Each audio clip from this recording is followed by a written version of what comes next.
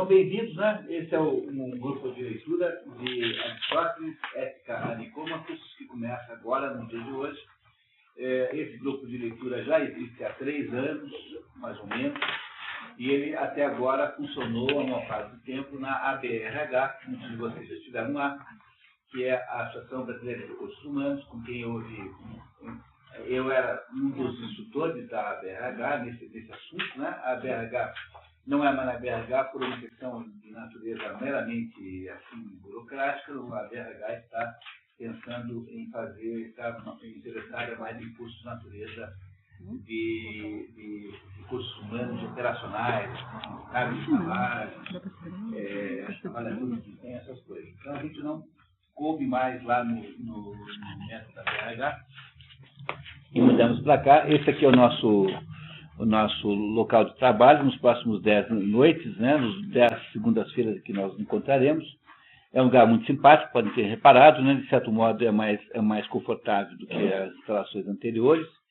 Nós temos aí ar-condicionado, caso fique muito quente, e então terá o inconveniente do barulho, mas até agora parece que não está sendo necessário hoje, né? Se alguém achar que está quente demais, é só reclamar que a gente liga. Os nossos anfitriões aqui são a Célia. Célia, quer vir aqui um minutinho, por favor? Para apresentar vocês aqui. A Célia e o marido dela, que é o Rolf, são os nossos anfitriões aqui nesse centro, né, de estudos e de cursos. Ela fica aqui de noite, de modo geral, né? Célia é o Rolf, né?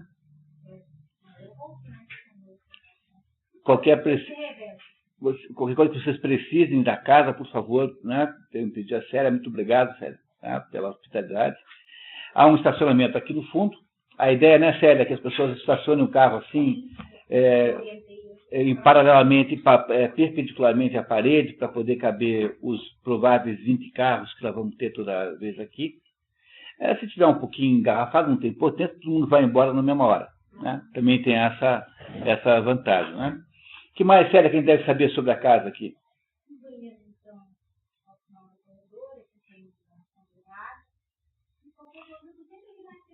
Pode fazer festa aqui assim, carnaval? Tá? Tá certo, então. Não será o caso, não será o caso.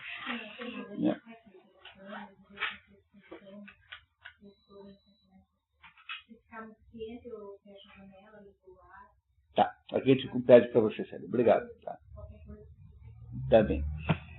Então, aqui o nosso regime de trabalho, para a maioria já conhece, a gente se encontra aqui cada quinzena, 3h30. Nós começamos às 7 horas, hoje estamos um pouco atrasados, por razões aí aceitáveis, né? Vamos até 10h30, às vezes passamos um pouquinho. E o que nós vamos fazer é ler um livro aqui juntos. Um livro que se chama Ética, Nicômaco, que é esse aqui, que vocês não precisam comprar, porque vocês receberão já no próximo encontro uma cópia, né? Então, se alguém tem outras traduções, não será necessário trazer, porque teremos que ter uma única, né? Que é essa aqui. Nós já vamos falar do livro daqui a pouquinho, e esse livro aqui é o nosso assunto durante esse semestre. A minha missão aqui, eu me chamo José Munir Nassi, para quem ainda não me conhece, a minha missão aqui é organizar o trabalho. Então, eu sou um moderador do grupo, faço então, a minha missão aqui é garantir que vocês entenderão o que está escrito no livro.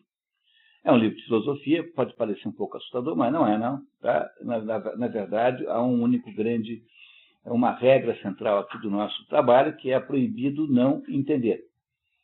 Discordar pode discordar do Aristóteles quanto vocês quiserem, não tem a menor importância, né? E só lembrem que hoje em dia é comum as pessoas se meterem a dar palpite sobre o que elas pensam do Aristóteles, de Platão e tal.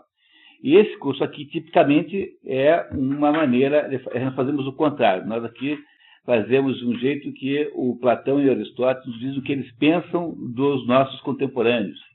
É sempre o contrário aqui. Nós sempre fazemos essa visão, digamos, clássica, aqui no caso aplicado à filosofia, desse modo. Além desse programa aqui de grupo de leitura, que acontece em 3 cidades, talvez 4 com Londrina, né, que provavelmente daqui a pouquinho vão haver 7 grupos de leitura simultâneos. 2 em Curitiba, 2 em Paranavaí, 2 em São Paulo e um aqui em Londrina. Eu também tenho apresentado, muitos de vocês já sabem, o programa de Expedições pelo Mundo da Cultura, que é uma outra metodologia. A última sessão foi sábado passado, em que nós passamos a tarde de sábado tentando entender o livro 1984, de George Orwell. Então, esse programa de Expedições ao Mundo da Cultura é outro programa. A gente, num sábado, mergulha num livro, só naquele sábado, com base num resumo da obra. Esse programa também existe em 4 cidades do Brasil, em São Paulo, Curitiba, Londrina e Paranavaí. São as 2 atividades fundamentais às quais eu me dedico no assunto cultura. Tá? Então, a tríade editora, de que a Patrícia e eu fazemos parte, a Patrícia ali é a minha irmã e ela é quem gerencia essas coisas lá comigo.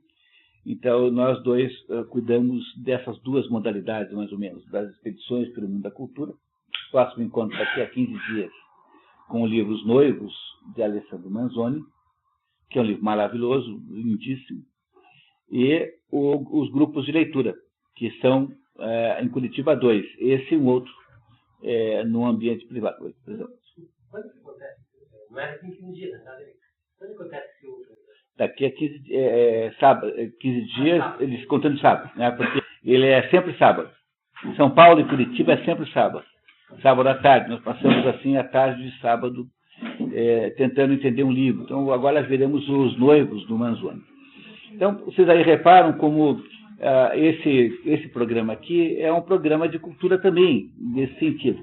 A ideia aqui é sempre procurar o conteúdo das obras. Então, não é um programa formalista, nós não estamos interessados nas questões formais, seja de filosofia, seja de cultura, de literatura. Assim, no programa, no grupo de leitura, a gente cuida mais de livros ensaísticos, livros que têm aí alguma pretensão a explicar as coisas. E no programa Expedições pelo Mundo da Cultura, nós cuidamos mais de romances, mais de livros literários mesmo, no sentido ficcional da palavra, mas lá também, de vez em quando, aparece um livro que não é ficção. Vamos ter A Traição dos Intelectuais, Le Trahison de Clerc, que é um grande livro escrito na década de 20, 30, aí, por um francês chamado Julien Clerc, que vai nos explicar muito sobre o mundo contemporâneo. Então, a gente mistura um pouquinho. Já sabemos que nesse sistema aqui do grupo de leitura funcionam melhor os livros ensaísticos. Foram feitos vários, foram feitos aí 8 livros já. Sendo que no primeiro ano não houve propriamente um livro, mas passamos 6 meses conversando sobre a teoria das 4 castas, um dos assuntos que possivelmente aparecerá hoje aqui, e que não tinha livro, porque não tinha livro nenhum. Depois das outras vezes, nós sempre lemos um livro. Às vezes não conseguimos ler todo, porque não dá tempo, mas a gente faz aí arranjos para que a gente consiga ler quase tudo. Olá, tudo bem, Marco? Então, essa é mais ou menos a história, né? O nosso regime de trabalho é ler o livro, cada um com o seu, né? Portanto, não esqueçam, por favor. Né? Se alguém quiser encapar o livro para ficar mais... A gente dá um curso rápido de encapar sem durex, que é uma super tecnologia que a gente inventou, fica perfeito. Esse não é o caso, tá? Esse aqui está encapado do regime antigo. E é sempre bom encapar os livros, é uma coisa boa, porque eles ficam se estragando com muita facilidade, né? E a gente para sempre aí por 9 horas e dá uma respirada, sempre tem aí um lanchinho, temos ali fora um garrafão de água, temos água aqui dentro também. Enfim, a gente tem café, aí vocês mais ou menos vão se servindo também. Se alguém quiser levantar no meio e lá servir também pode, não tem problema nenhum, por favor, não se acanhe. E lembrar que pode botar os carros aqui dentro, sem problema nenhum. O portão fica fechado uma parte do tempo, é bem seguro. E a gente, então, tendo dito isso, podíamos imaginar de começar, né?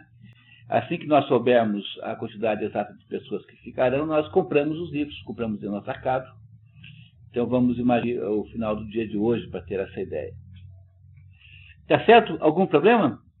Será que valeria a pena cada um dizer só um pouquinho de si, se o seu nome, mais ou menos, algum dado biográfico? Porque há pessoas novas, embora muitos de vocês já se conheçam, pode ser o seu nome e algum dado biográfico. para todo mundo ter uma ideia de quem você é. Você gostaria de começar, Dulce, por favor? Meu nome é Dulce. Eu, ano passado, participei das petições em Londrina. E para mim é uma alegria estar aqui, porque eu estou mudando de Londrina para Curitiba. Então é uma coisa que eu estou trazendo, que eu vivi lá e estou tendo essa oportunidade de viver aqui também. Né? Então estou começando em Curitiba com isso que eu fazia lá em Londrina. Né? Sou pedagoga. Eu trabalho há quase 40 anos, né? Agora não sei ainda o que eu vou fazer, estou meio perdida. E vim para Londrina porque eu tenho 3 filhos e eles já estão aqui há muito tempo. E agora eu não tenho mais desculpa para ficar lá, né? Então fui intimada. Tá certo, Dulce. Tudo bem. Meu nome é Luiz, eu sou formado em administração. Tenho uma distribuidora de artigos de papelaria e já estamos no 4º livro. 4 livros já? Bom, beleza. E faço também os de petições por da cultura no sábado. Bom, meu nome é Guilherme e eu sou presidente de economia na cidade. Eu sou Andréia, eu sou segundo professor da parte da Defesa de Livro. Também petições de comissão nacional como passado. Eu também contato com o livro através da pós-graduação, fiz um curso na UNC. E estou gostando bastante de continuar com a professora. E hoje estou com dor de garganta aqui Meu nome é Jorge, minha oportunidade de ler a política. Nós fazendo a segunda parte, que é o ética. Meu nome é Marco Aurélio, usa a forma de ler a política, acho que tem muita utilidade. Também participo lá frequentemente da expressão de minha cultura também. Bem. Boa noite, meu nome é Roseli, trabalho na indústria química, fiz letras e trabalho no indústria química, escrevo na letras, mas eu retomei assim, essa parte, né? Eu sempre gostei da vida que da profissão mesmo, mas agora eu estou nessa questão há 2 anos. Quase desde o começo. Você foi na primeira, não foi? E assim, eu nunca tive oportunidade de fazer esse tipo de leitura e adorei a história, né? E agora, segundo, depois, o que ele vai inventar. Muito bem. O que você vai, depois desse aqui? A ideia do segundo semestre é pegar um livro inacreditavelmente importante, chamado Trivium, que é um livro editado, está sendo agora editado pela primeira vez no Brasil, é um livro de uma freira americana chamada Sister Miriam Joseph. E ela explica o Trivium são o conjunto das 3 artes da palavra que se ensinava na Idade Média, que é a retórica, né, como falar, a gramática, quer dizer, como falar corretamente, e a lógica, quer dizer, como falar com um sentido. E essa obra Trivium, eu estou fazendo o prefácio. Estou prefaciando para sair editado agora, daqui talvez uns 2, 3 meses, aí talvez seja o Trivium, mas isso a gente decide depois, não tem pressa nenhuma. Podemos pegar no segundo semestre outra obra do Aristóteles também, mas com essa aqui nós encerramos, digamos, a filosofia moral de Aristóteles. Já teremos feito um progresso assim, dentro da corpo aristotélico, né, do corpus aristotélico. Então, o segundo semestre a gente vê. Né? Mas o que eu quero, assim, pensar para as pessoas que estão chegando hoje, e essa reflexão e essa leitura, assim, acrescenta muito na vida da gente. A gente muda, né? E muda para melhor, né? Hoje tem uma visão, é cultura. Muito bem. E vamos lá. Então, tá. Eu participei em 2006 da questão 2007, que ia preparar todos os estados estavam fora da de algum, né? Eu queria disponibilizar agora, 2007, já estou com a agenda mais tranquila. Silva, eu sou formada em administração, trabalho com desenvolvimento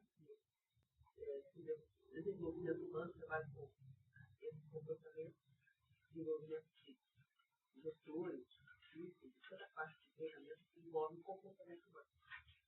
E eu faço das palavras da Rose e as minhas, né? A gente poder participar de um momento que a gente para entender como é que as coisas acontecem, né? E isso é tudo, porque senão não faz sentido. As coisas são muito doidas. Se nós não tivermos um jeito de entender, a gente fica muito mal, né? E quando se trabalha com a educação, precisa saber por que as coisas acontecem, né? E qual é o nosso papel como educadores, não só ensinar, mas isso aqui é, de fato, o que a gente chamaria de educação no sentido estrito da palavra. É aquela possibilidade de dar ao ser humano a possibilidade de refletir sobre o seu ser, né? Ele como ser vivido, saber que ele pode ter vivido nesse mundo também. Por isso que a gente está gostando aqui. Muito bem, obrigado, Carmen, bem-vindo. Sandra.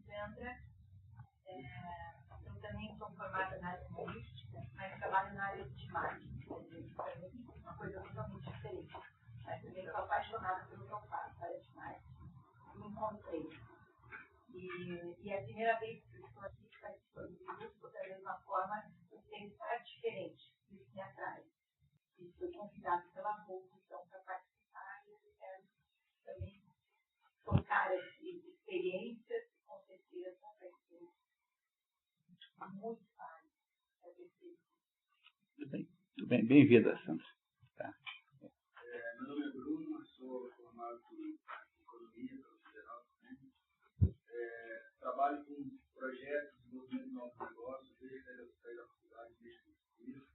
Atualmente, um projeto de consultor, que a gente sempre está trabalhando com inovação e lançou um portal de compra coletiva para pessoa física, eu compra três. E no dia que ele está aqui, para o convite do Rodrigo, a gente aprendeu a faculdade trabalhando junto. E eu sempre busco na metodologia, na filosofia, caminhos na literatura, caminhos para os negócios. Então, eu principalmente estou abrindo cabeça, conversando com pessoas. Tudo bem, Bruno? André, sou administrador, trabalho com o Compra 3, penso fazer também no convite dele. Também tive a oportunidade de ver alguns encontros com os palestras sobre segurança do carro, isso faz algum tempo. E enquanto eu tive a oportunidade de estar de novo aqui, para estar estudando um pouco mais, algumas coisas. Eu participar de novo, ter agora um pouco mais de oportunidade, mais tempo para isso, ter um pouco mais de tempo para estudar de novo, né? Trabalhando, desenvolvendo projetos, agora a gente voltou a... Parar para estudar um pouquinho. Muito bem, então, André. Seja bem-vindo. Eu sou o Rodrigo, também sou formado em administração, federal, e na época da empresa Júnior, que a gente conheceu no Munir ainda, em 2003, eu participei de um curso que era o Munir e o Olavo, que são formando para responder contemporânea. E desde lá, foi muito importante no ponto de conteúdo e conhecimento para a vida mesmo, e para criar um pouco do que está fazendo. Então, eu trabalho na Aliança Empreendedora, que é uma organização de geração de renda, de apoio empreendedor em várias comunidades. Desde o Bruno André, desde a empresa Júnior, trabalha, conversa, faz bastante coisa. Então, e os cursos do Munir, além do curso, né, também dá um impacto bem grande no salário, você pede livro, que ele vai indicando, então São consumidores de renda disponível, tá certo? Tá bem. Eu tenho a formação em Direito e Informática, e agora estou voltando para alguns escolares da área de filosofia, o Calouro. Na Federal? Oi? Iniciando? E estou aqui também como Calouro, né? Que bom. Só pelo Tarcísio, né? E aqui hoje. Tarcísio teve um problema e não pôde vir. Talvez venha daqui a 15 dias, né? Tá, muito bem. Tá, muito bem. Não, o gente tem feito últimos cursos de guia de leituras, iniciando o quinto curso de leitura, e tenho participado das expedições de leitura. Além de ser prazeroso, tem também aumentado a visão do mundo cultural. Eu tenho colocado minha agenda aí, as participações dos eventos. Muito bem, Roberto. Meu nome é Aglair, também venho participando do curso de leitura, estou aqui comigo, não sabe, né, como se diz para mim, ajuda bastante, também vale muito a pena estar aqui. E vamos ter mais um livro aí. Muito bem, Aglair, bem-vindo. Meu nome é Carlos, eu estudo medicina, também estou acompanhando expedições e os cursos que estão tendo leitura de livros aí há um ano, mais ou menos. Estamos aí também. Estou ansiosa para ver o que vai estar para falar pra gente. Nossa, é uma quantidade tão extraordinária de coisas que a gente passa a vida inteira entendendo, entendendo. Eu sou Ediane, mãe da Carmen. Prazer ser mãe da Carmen. Tem mais um filho, Diego, fica quase convencido a vir, mais um pouquinho ele vem. Nós já estamos, são 4 livros já, né? Esse é o primeiro, né? Eu participo também no sábado. Sou formada em psicologia, trabalho na área de recursos humanos, mais especificamente no treinamento e desenvolvimento. Trabalho no RH compartilhado, né? Sistema FIEP, atendendo a SED, Senai, e a própria FIEP. Muito bem. Muito bem. Só uma palavrinha só sobre você. Sou o Juliano Tavares, trabalho no Zoom, que já dei esse curso para ver o professor Volvo lá. Minha formação é engenharia mecânica, mas eu trabalho fazendo mais com a formação. Fiquei com caminhão. Exatamente. Mas é certo. Então, eu participei daquele Como Ler um Livro ano passado, né? Certo. Daí eu gostei bastante e aprendi muito na cultura, assim, para experimentar o nível de entendimento de umas coisas mais complexas. Muito bem. Então, estamos aí apresentados. O nosso regime de trabalho aqui é completamente informal. Eu tenho como regra geral jamais utilizar qualquer espécie de instrumento audiovisual, porque eu sempre achei que aula é uma navegação em alto mar, assim, que você veleja com o vento. Eu tenho horror a essas coisas. Acho assim que a primeira coisa que acontece é que todo mundo pensa que você copiou a aula de um livro, mais ou menos assim. Então, o nosso ambiente aqui de aula é completamente adulto. Então, não há nenhuma infantilização de ninguém nunca, não há desenhos do Charlie Brown, nem do Snoopy fazendo piadas, aquelas coisas assim. E a ideia é poder conversar sobre um assunto de um livro extraordinário, porque o que há de inacreditável, para começar nessa história toda, é que um povo de ilhas, né, um povo que se distribuía por ilhas há 2.400, 500 anos, há um pouco mais de tempo, né, mas Aristóteles morreu em 399. Então, há 2.500 anos, mais ou menos, um grupo de pessoas de ilhas muito pequenas conseguiu produzir um conjunto de conhecimentos tão extraordinário que acabou gerando metade do mundo que nós temos hoje. Porque se você fosse mais ou menos tentar imaginar qual é a estrutura de formação do mundo atual, ele é metade cristão, metade é o cristianismo, estou falando do Ocidente, né? Ocidente, né? Metade do Ocidente é cristão e a outra metade é grego. Então essas são as duas grandes influências culturais que o mundo teve. Existe um famosíssimo livro chamado Paideia, que é um livro escrito por um alemão, Werner Jäger, que faz toda a avaliação disso, que mostra como foi que os gregos criaram, formataram o homem grego, portanto, formataram o homem ocidental por meio de educação. Paideia significa a educação. Esse paidos aí é mesmo paidos de pedagogia, né? É mesmo paidologia, né? É a mesma origem.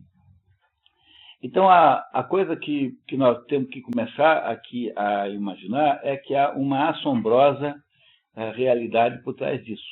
Como foi possível que até hoje, né, nós estejamos aqui falando disso como se fosse uma coisa. Vocês repararão que esse negócio assim é de uma frescura no sentido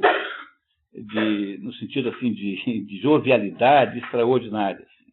As coisas que Aristóteles vai nos contando poderiam ter sido escritas ontem. É claro que há uma outra coisa que tem que ser circunstanciada na época. Então, é um milagre. A primeira coisa que a gente diga é que estamos partindo aqui de um milagre, um verdadeiro milagre, que foi a filosofia dita clássica grega, e de que era preciso fazer alguma cronologia. Alguns de vocês já sabem muitas dessas coisas que eu estou dizendo, mas eu não posso começar sem fazer um pouco de recuperação da época, né? Uma das mais importantes atitudes de quem está estudando alguma coisa é sempre procurar entender as coisas cronologicamente. Isso não é para você ficar muito fã de cronologias em si, não, porque as cronologias às vezes são um pouco enganosas. Elas tendem a fazer você raciocinar positivistamente, assim, apenas pela aparência, né? Mas o problema central é que as pessoas não têm muita ideia do que veio antes. Por exemplo, a coisa mais comum do mundo é o sujeito achar que São Agostinho e São Tomás discutiam filosofia um com o outro. Um defendia Platão e outro defendia Aristóteles. E esses dois aí viveram com 800 anos de diferença.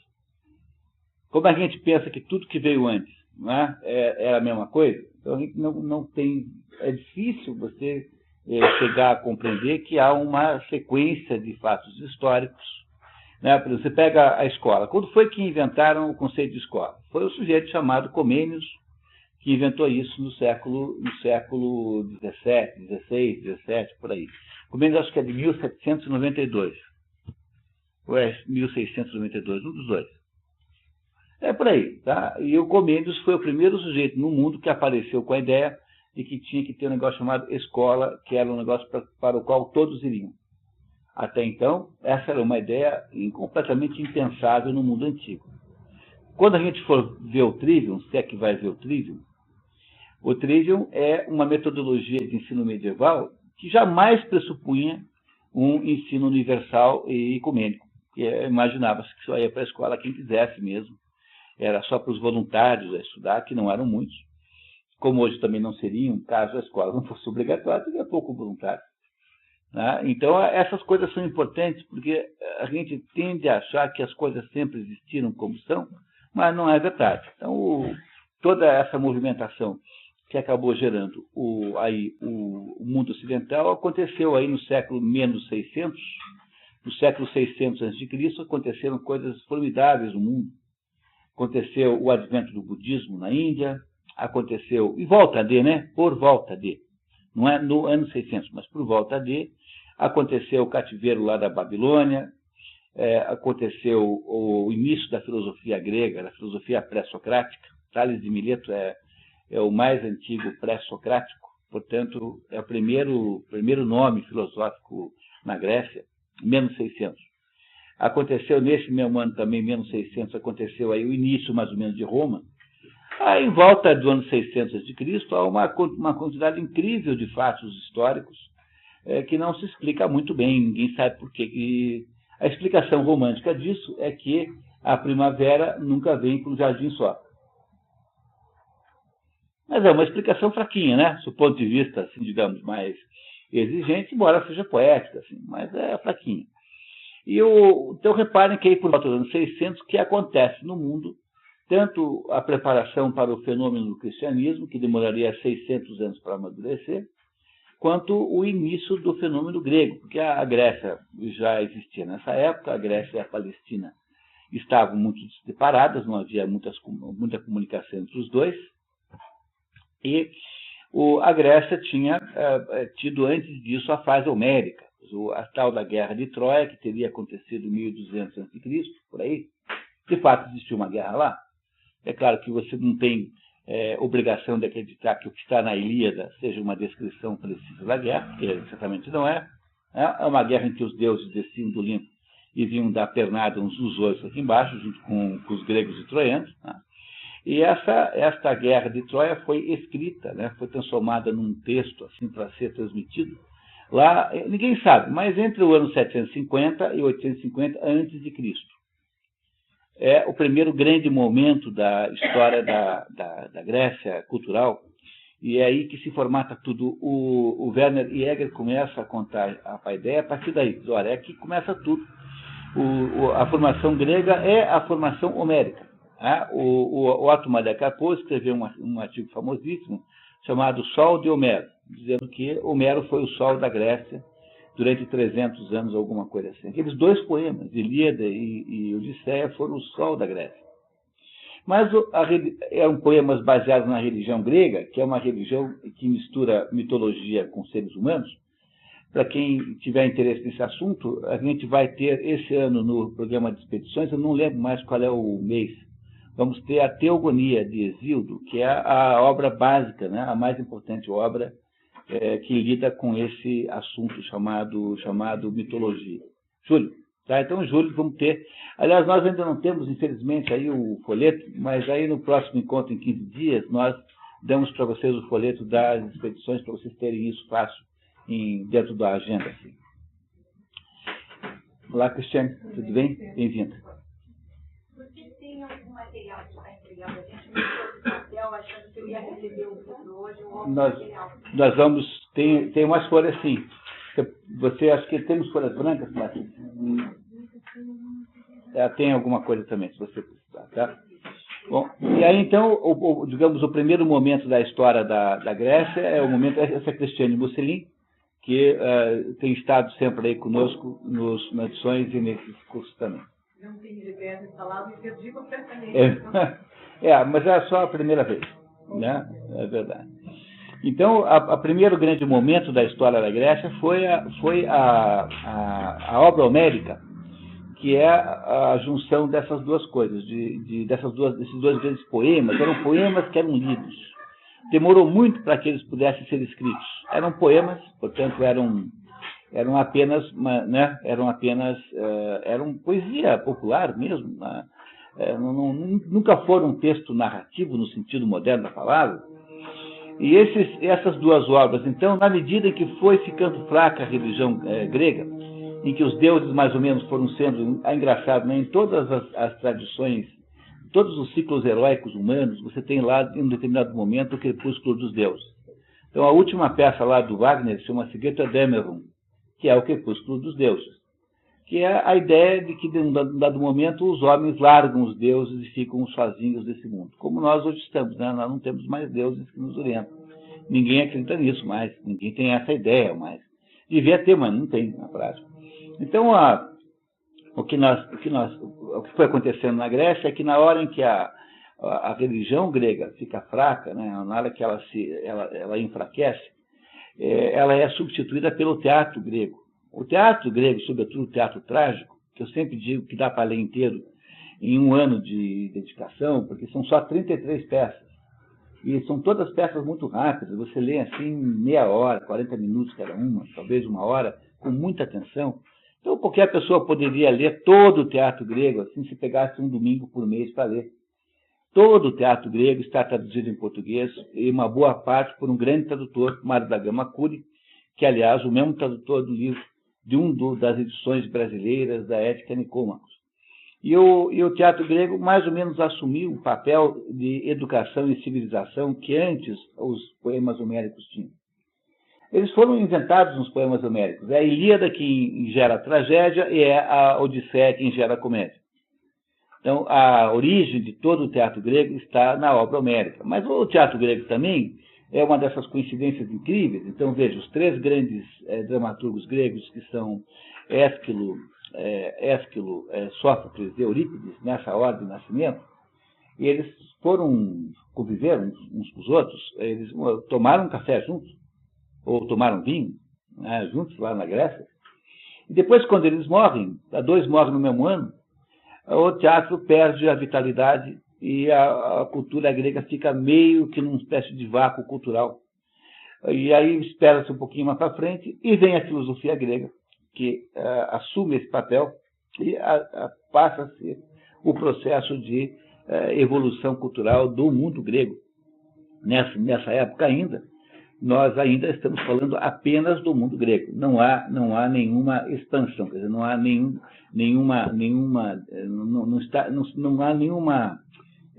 extrapolação do fenômeno filosófico para qualquer outra parte do mundo que não seja o mundo grego. De certo modo, como também o fenômeno monoteísta, também não havia extrapolado para lugar nenhum, havia continuado, estado apenas entre os judeus. Então, é como se houvesse uma maturação, um plano feito de propósito para maturar essas duas coisas numa panela de pressão, numa estufa. Do lado do Oriente, então, matura o monoteísmo judaico, e do lado do Ocidente, digamos assim, matura a filosofia grega. E essas duas maturações, então, mais ou menos começam depois a se relacionar. Por quê? Porque o teatro grego é substituído pela filosofia grega, que vai até o dia da morte de Aristóteles, em 399 a.C. Quando Aristóteles morre, a filosofia grega entra na maior incrível decadência que você possa imaginar no mundo. Quer dizer, não houve nenhum momento do mundo em que houve tamanha perda de qualidade como entre, por exemplo, Aristóteles e Epicuro, Aristóteles e Diógenes, por exemplo, que são assim, quase que palhaços filosóficos em relação a Aristóteles. É mais ou menos como se saísse a Filarmônica de Berlim tocando a Paixão de São Mateus e entrasse o Teixeirinha tocando Churrasquinho de Mãe. Né? Essa é mais ou menos a diferença que há entre a filosofia grega clássica e os seus sucessores. A Grécia entra num buraco sem fundo, porque ela é conquistada primeiro por Filipe, depois por Alexandre o Magno, filho de Filipe. Alexandre foi aluno de Aristóteles, e a Grécia vira uma espécie assim, de referência cultural, linguística, tanto é que o idioma em que foi escrito o Novo Testamento é grego. Não foi escrito nem aramaico, nem hebraico, foi escrito em grego. Que era a língua franca da época, aquela língua que todo mundo falava. Quando o resto da influência grega havia desaparecido, no mundo vem o cristianismo e assume o lugar que os gregos deixaram. Então há um encadeamento inacreditável entre essas duas coisas. O resultado disso é que a civilização ocidental, que nós conhecemos, na qual nós vivemos, é uma mistura do monoteísmo judaico, depois transformado em cristianismo, e da cultura grega. Essa é a essência da nossa cultura. Nós usamos expressões que foram inventadas por Aristóteles o tempo todo. O tempo todo nós estamos falando grego e não sabemos. Muitos dos conceitos que nós falamos são assim. Então, a importância de Aristóteles é extraordinária, porque ele é o ápice da filosofia grega que veio de Sócrates. Sócrates o antecedeu. Ele não conheceu Aristóteles, porque há uma diferença aí de uns 12, 13, 14 anos entre os dois. Então, o Aristóteles nasce um pouco mais de uma dezena de anos depois que Sócrates morre. Sócrates morre eu disse em 399, morre Sócrates. Aristóteles morre em 322. Então, em 399 morre Sócrates. Sócrates não deixou nenhuma obra, mas o que se sabe fundamentalmente de Sócrates sabe-se pelos seus alunos, sobretudo Platão, um pouco por Xenofonte também, mas Platão é a maior fonte, porque na maioria em todos menos um, em todos os diálogos socráticos menos um diálogo, quem conduz a conversa do diálogo sempre é Sócrates. Aos poucos, na medida em que você lê Platão, você vai aprendendo a distinguir se aquele Sócrates é o Sócrates de verdade ou se é o Platão disfarçado de Sócrates.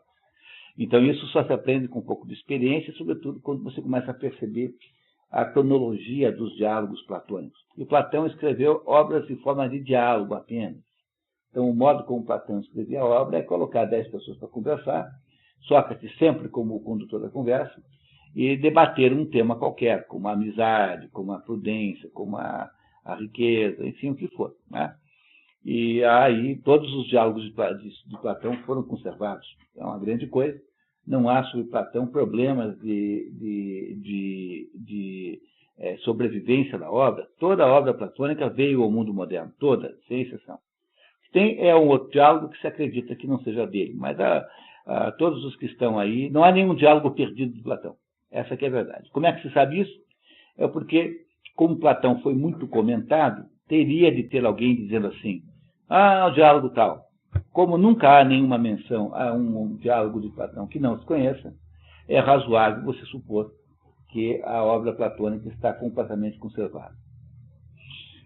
Sócrates, que foi professor de Platão, não escreveu nenhuma linha.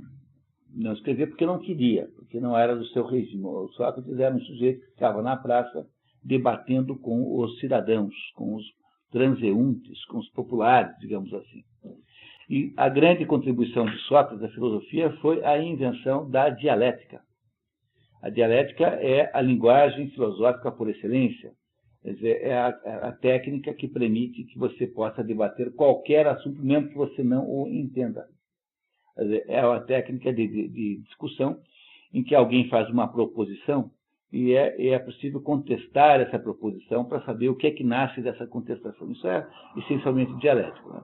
Ela é uma premissa que é contraposta a uma resistência, essa premissa, que gera, por sua vez, uma espécie de síntese dessa primeira premissa. Portanto, o filósofo consegue conversar sobre qualquer assunto, mesmo que ele não entenda patavinas daquele assunto, porque ele não está, pelo método dialético, ele não está querendo dar lições sobre os conteúdos, mas ele faz apenas as perguntas certas. Por isso é que o método de Sócrates também é chamado de maêutico, porque a mãe dele era parteira, e maêutico significa parir em muitas crianças em grego.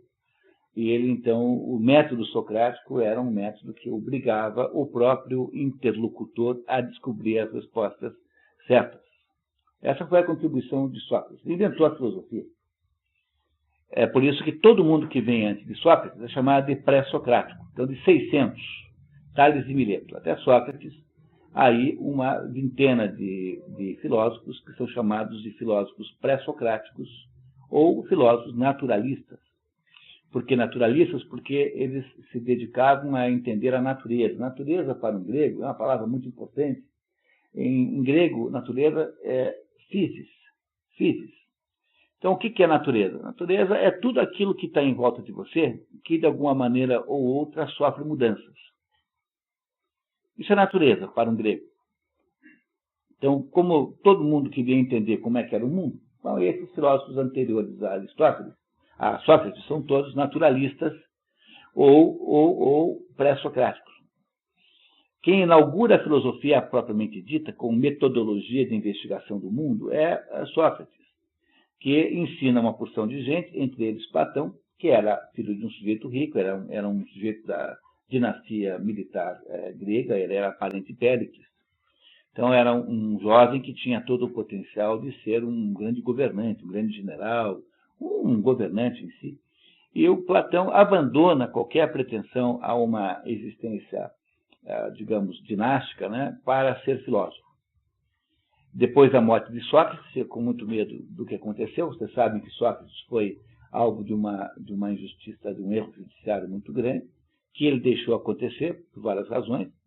Ele foi morto em 399 a.C., tomando um cálice de cicuta, acusado e condenado de ter desprezado os deuses da cidade e ter ensinado a juventude a fazer o mesmo. A acusação de que ele foi impiedoso, o nome técnico disso no direito grego é impiedade, de que ele desprezou os deuses da cidade, é uma acusação gravíssima, porque os gregos não têm a noção de patriotismo que nós temos aqui. Para os gregos, o que havia era uma devoção a um dos deuses. Então, os deuses da cidade são aqueles deuses escolhidos, em que você faz lá um templo. Então, tem cidade que escolhe Apolo, tem cidade que escolhe Afrodite, tem cidade que escolhe Éfeso, enfim. Tem lá um templo e a cidade toda rende, então, um culto a esse deus. Desprezar os deuses da cidade é uma coisa gravíssima, porque esse grego pré-socrático, quer dizer, o grego antes da filosofia, é um ser que não tem, em princípio, uma autonomia de pensamento. O que é preciso entender, para entender tudo que nós vamos ver daqui para frente, para entender o mundo grego, é que a mitologia grega produziu uma unificação tão extraordinária das pessoas, porque percebam que eram lugares muito pequenos. O que era uma cidade-estado grega? Polis. Ser uma polis. É um lugarzinho com 5, 10 mil habitantes, onde tem lá um rei. Aqueles 100 generais que vão para Troia tentar resgatar a Helena, que havia sido supostamente roubada por um dos filhos do rei de Troia, chamado Páris. Quer dizer, aqueles 100 generais eram todos reis, cada um de um lugarzinho desse. Então eram pequenas cidades em que havia lá um reizinho lá que mandava naquilo. Então essas 5, 10 mil pessoas eram praticamente iguais, porque todas elas estavam associadas a um determinado culto. E a religião grega produziu um culto tão extraordinário, tão incrivelmente unificador, que um grego nunca tinha dúvida do que você está dizendo. Por exemplo, quando vem o teatro grego depois, já está formada, né? Já está formada aquela estrutura helênica, nunca nenhum autor de teatro grego inventa um tema novo. Os temas são todos temas antigos, porque quando eu chegava lá e dizia, hoje eu vou contar a história para vocês aqui de Hércules, todo mundo sabe quem é Hércules, não tem nenhuma dúvida, aquilo tudo é conhecido. Criou-se, então, uma unidade tão incrível que todas as cidades gregas falavam o mesmo grego, basicamente, o mesmo grego que é o grego antigo, que não é o grego moderno. Então, uma das ilusões que se tem é isso, né? Não adianta você aprender grego antigo e depois ir para Atenas tentar ver se faz turismo lá. Se você chegar para um garçom em Atenas falando grego antigo, é como você chegar na Itália e falar latim com um garçom. Essa é mais ou menos a diferença. Esse grego antigo, o grego de Aristóteles, não serve para usar hoje em dia. É outro grego, é outra língua. Então, no tempo da formação das ilhas gregas, todos os gregos tinham o mesmo imaginário coletivo, digamos assim. Todos eles viam o mesmo mundo. Esta unidade extraordinária foi produzida por Homero. Foi Homero quem fez isso. Então, os teatrólogos gregos, né, Ésquilo, Sófocles e Eurípides, esses são os 3 grandes trágicos nessa sequência, eles nunca inventaram nada. Quer dizer, essa ideia moderna de que a artista tem que ser original é a última coisa que um grego quer ser original. Então, hoje em dia, você tem que ser original em todas as coisas, né? Não é isso? A demanda que se faz dos artistas de originalidade.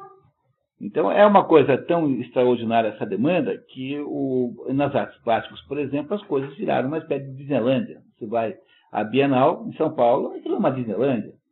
É uma vez que quem é que faz a brincadeira mais engraçada com você. Não é mais arte no sentido histórico, né? Porque hoje em dia acredita-se que a arte seja igual à criatividade. Mas isso não é necessariamente assim. Não é? Todo mundo quer ser original, mas nenhum grego queria ser original.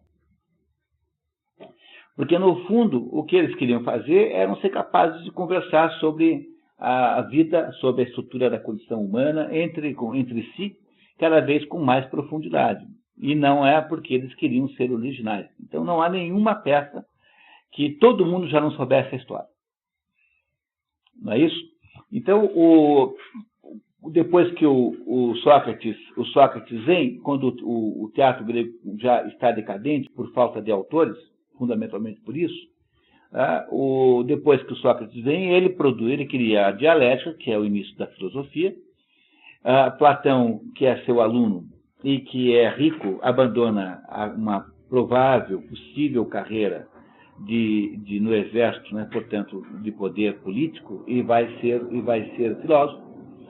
Platão monta uma escola chamada Academia em Atenas, perto de Atenas, num lugar de um sujeito chamado Academos. Por isso, academia, desta academia platônica que nasceu o sentido moderno da academia. Então, quando se fala da universidade moderna como academia, está se usando uma expressão tirada lá, né, por analogia da academia platônica, que não tem nada a ver com o modelo moderno. A academia platônica durou 1000 anos. Foi a escola que mais durou na história da humanidade. Ela foi desmontada depois, lá em 400 alguma coisa, quando o imperador Justiniano lá achou que não precisava de escola de filosofia, coisa nenhuma, nunca tinha igreja. Então a academia platônica durou, sei lá, uns 800 e poucos anos, 900 anos, alguma coisa extraordinariamente longa. A academia platônica foi, de todas as entidades educacionais, a mais durável. As universidades mais velhas, assim, Bolonha, tem aí 700 anos, alguma coisa. Então, aí foram todas aí da Idade Média. Então, nenhuma ainda durou tanto quanto será ultrapassado Platão, certamente, né? A academia será ultrapassada.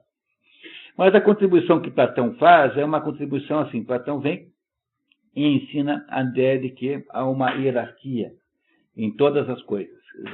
Se a contribuição central de Sócrates era a invenção da dialética, a contribuição central de Platão é ensinar a hierarquia natural que há em todas as coisas. Então, Platão cria a ideia de que há um mundo de formas e de ideias, que é um mundo inacessível, de que esse mundo aqui embaixo é um mundo reflexo.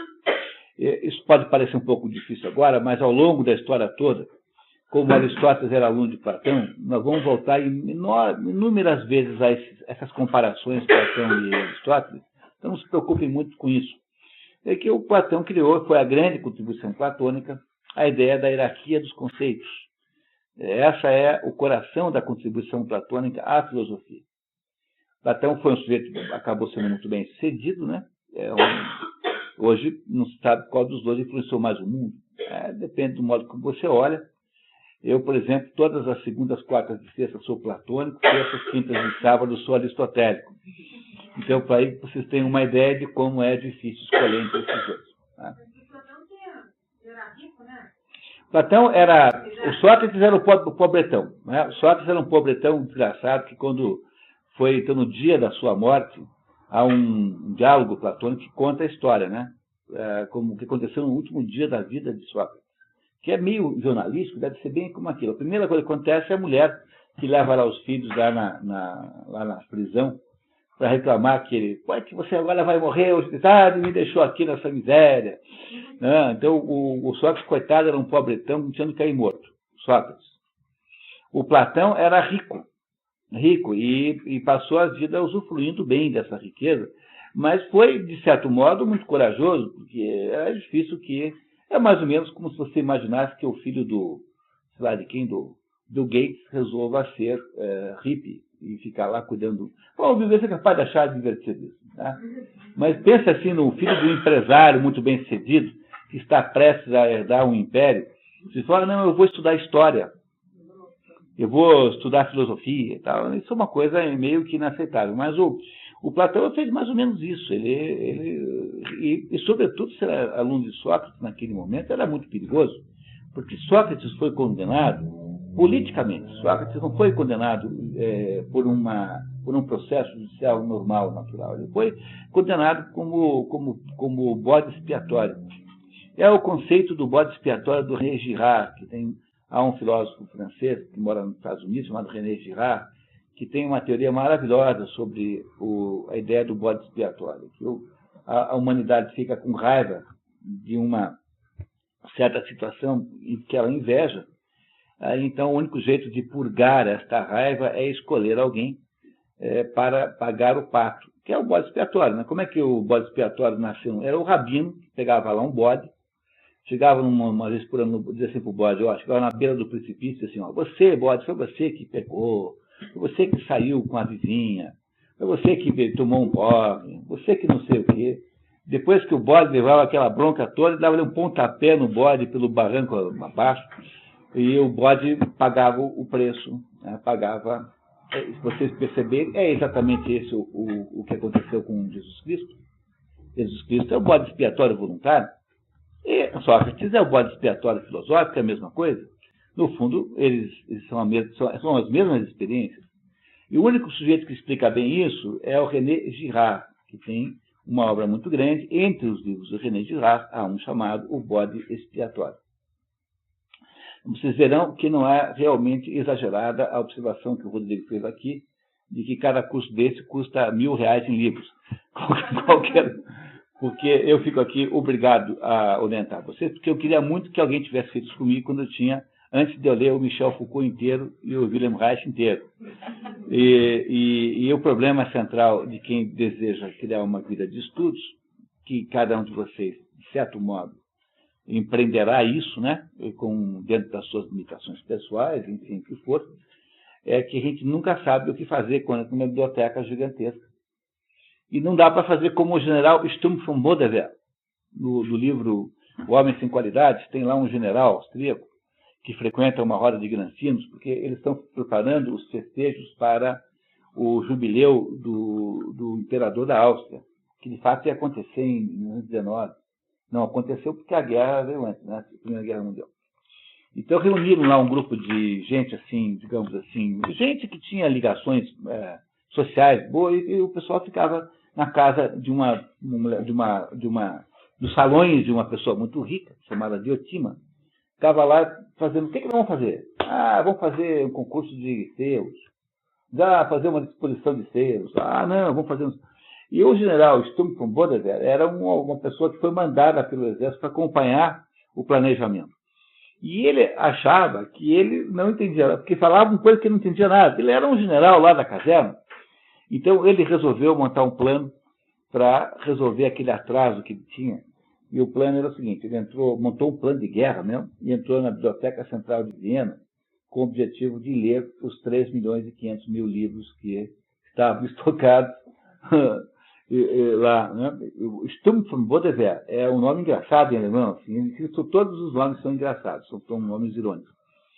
Então, como nós não fomos o general Sturm von Bodewehr, e nós não temos tempo de ler nem uma infinitésima parte disso, e como são cada vez mais livros, uma coisa boa é ter mais ou menos uma noção do que ler, porque para a gente não perder muito tempo. É claro que o melhor seria você ler todos, porque mesmo um livro muito ruim pode ter alguma coisa de bom. Tá? Pela mesma razão pela qual um relógio quebrado está certo 2 vezes por dia. Até mesmo um relógio quebrado está certo 2 vezes por dia. Então, como nós não temos essa prerrogativa, então eu sugiro que vocês possam, aí, aos pouquinhos, constituir uma lista de livros fundamentais para a gente entender um pouco melhor o mundo. Bom, aí, então, voltando ao assunto, né, o Platão era foi sucessor de Sócrates, era um sujeito que abandonou a vida política para ser um filósofo, que montou a academia, e na academia, então, ele recebeu muitos alunos. E entre esses alunos veio um sujeito chamado Aristóteles. Aristóteles veio de uma colônia grega. Ele não era grego ateniense, ele era estagirita. Ele era de Estagira, que era uma cidade de cultura grega, que fica hoje em algum lugar da Turquia. Mas ele não era, ele era grego de história grega, ele era grego de formação grega, mas ele não era ateniense. E, por não ser ateniense, ele era estrangeiro. E por ser estrangeiro, ele era sujeito a um conjunto enorme de restrições. Entre essas restrições estava, ele tinha que pagar todo ano uma espécie de taxa para não ser vendido como escravo, para não ser considerado escravo. Ele não tinha direitos políticos. Platão tinha direitos políticos, mas Aristóteles não era pobre, porque o pai dele era médico. O pai dele chamava-se Nicômaco. E o pai dele tinha sido pertencia a um grupo secreto iniciático de pessoas, que eram os Asclépios. Asclépios eram os seguidores de Asclépio, que era um médico. Esse Asclépio tinha sido aluno lá como é o nome do primeiro lá, do Esculápio.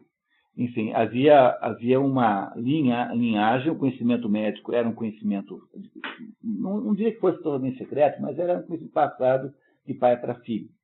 E o pai do Aristóteles, que era Nicômaco, chamava-se Nicômaco, era médico, tinha sido médico do pai de Filipe II da Grécia, do avô de Alexandre, da Macedônia, né? Também o Filipe e o Alexandre não eram também atenienses, eles eram da Macedônia, que eram aquelas colônias gregas que ficavam lá no Mar Negro, lá para cima. É tudo grego, mas no fundo eles não são, cada um tem a sua cidade, e você só é cidadão da sua cidade, porque não há nenhuma noção de nacionalidade grega. A expressão nacionalidade grega nunca existiu. O que acontece é que depois que o Filipe II, depois o Alexandre conquistam a Grécia, eles criam uma unificação política do Mediterrâneo na base da força. Quer dizer, tudo virou Macedônia. Mas Grécia mesmo nunca houve nenhum país chamado Grécia, a não ser agora, modernamente. Então, o Aristóteles, quando ficou muito cedo órfão, e foi ser entregue a um tutor, que cuidou do dinheiro dele, e quando completou dos 17 anos, foi para Atenas, com dinheiro. Para Atenas com dinheiro, e não só ele tinha o dinheiro com o qual ele fundou uma escola chamada Liceu, Ele primeiro passa 20 anos sendo aluno de Platão. 20 anos Aristóteles é aluno de Platão. Quando Platão está na beira da morte, Platão, então, vai decidir para quem é que ele vai deixar a academia platônica. Não havia ainda o liceu aristotélico. Tá? Havia apenas a academia platônica. E Platão, então, escolhe um sobrinho, Euspésico, que era um sujeito muito inferior a Aristóteles em todos os aspectos. Quer dizer, ele era muito, muito menos que Aristóteles e, pior de tudo, tinha uma tendência a ser matematizante. Quer dizer, achava que Platão tinha essa tendência de achar que você podia exprimir as coisas por formas matemáticas, que é, no fundo, um resquício da formação pitagórica que Platão teve. Depois que morre Sócrates, ele foge de Atenas, com medo de ser o próximo, e nesse episódio em que ele fugiu, ele acabou indo estudar com os pitagóricos, mas já eram pitagóricos muito posteriores a Pitágoras. Pitágoras é alguém que nem mesmo se sabe se existiu, mas viveu muito antes de Sócrates. E aí, então, como Aristóteles tinha horror a essa ideia de transformar tudo em equação, em número, então Aristóteles, naturalmente, então, depois de 20 anos em Atenas, com o próprio dinheiro, abriu uma academia de filosofia chamada Liceu. Depois, um pouquinho mais tarde, ele é ajudado pelo próprio Alexandre, que tinha sido seu aluno e que mandava para Aristóteles tudo o que ele pedia. Primeiro, deu a ele um dinheirão, e segundo, Aristóteles, por exemplo, inventou o primeiro jardim zoológico do mundo. Então, onde o Alexandre ia nas suas expedições militares e via lá um bicho estranho, mandava lá entregarem um exemplar, né, para o professor. Então, Aristóteles inventou o primeiro jardim botânico, inventou o primeiro jardim zoológico do mundo. Ele criou dentro do Liceu, em Atenas, um verdadeiro centro de pesquisa, quase no sentido moderno da palavra. Os alunos não eram apenas alunos, era gente que pesquisava coisas. E o Aristóteles, então, mesmo já quando quando Platão era vivo, foi aos poucos se distanciando do seu mestre e foi criando uma abordagem completamente nova, uma abordagem de natureza que nós chamaríamos científica. Por quê? Porque Aristóteles achava, diferentemente de Platão, que todo o processo de conhecimento começa analisando as coisas que de fato existem. Que Platão achava o contrário. Platão dizia que havia uma hierarquia natural nas coisas e que havia um mundo que era um mundo inacessível ao ser humano, que é o mundo das formas e das ideias. E nesse mundo das formas e das ideias estavam todas as coisas tais como elas verdadeiramente eram. E que esse mundo aqui, que nós conhecemos e que vivemos, é apenas uma tentativa mal sucedida, aproximada de reproduzir aquele mundo de lá. Então, por exemplo, a cor branca, essa cor existe naquele mundo lá. E esses brancos que nós temos aqui não são o branco de verdade, são tentativas de chegar naquele branco. Não, o branco da roupa das pessoas, esse branco, todos diferentes. Repare que nunca são o mesmo. Você pega 10 carros brancos, são 10 brancos diferentes. Não usam produtos da empresa do trabalho. Pois é, tá vendo? Tá? Essa é a razão. Tá vendo? Essa é uma empresa platônica. Mas aí vocês veem que para Platão o que existia era uma pálida imagem desse mundo distante, que era um mundo que existia numa outra esfera. E nós todos sabemos como esse mundo é, porque a nossa alma já esteve lá. E um dia ela saiu por aí voando e perdeu as asas, caiu aqui na Terra e viramos nós aqui. Então nós temos sempre uma reminiscência desse mundo.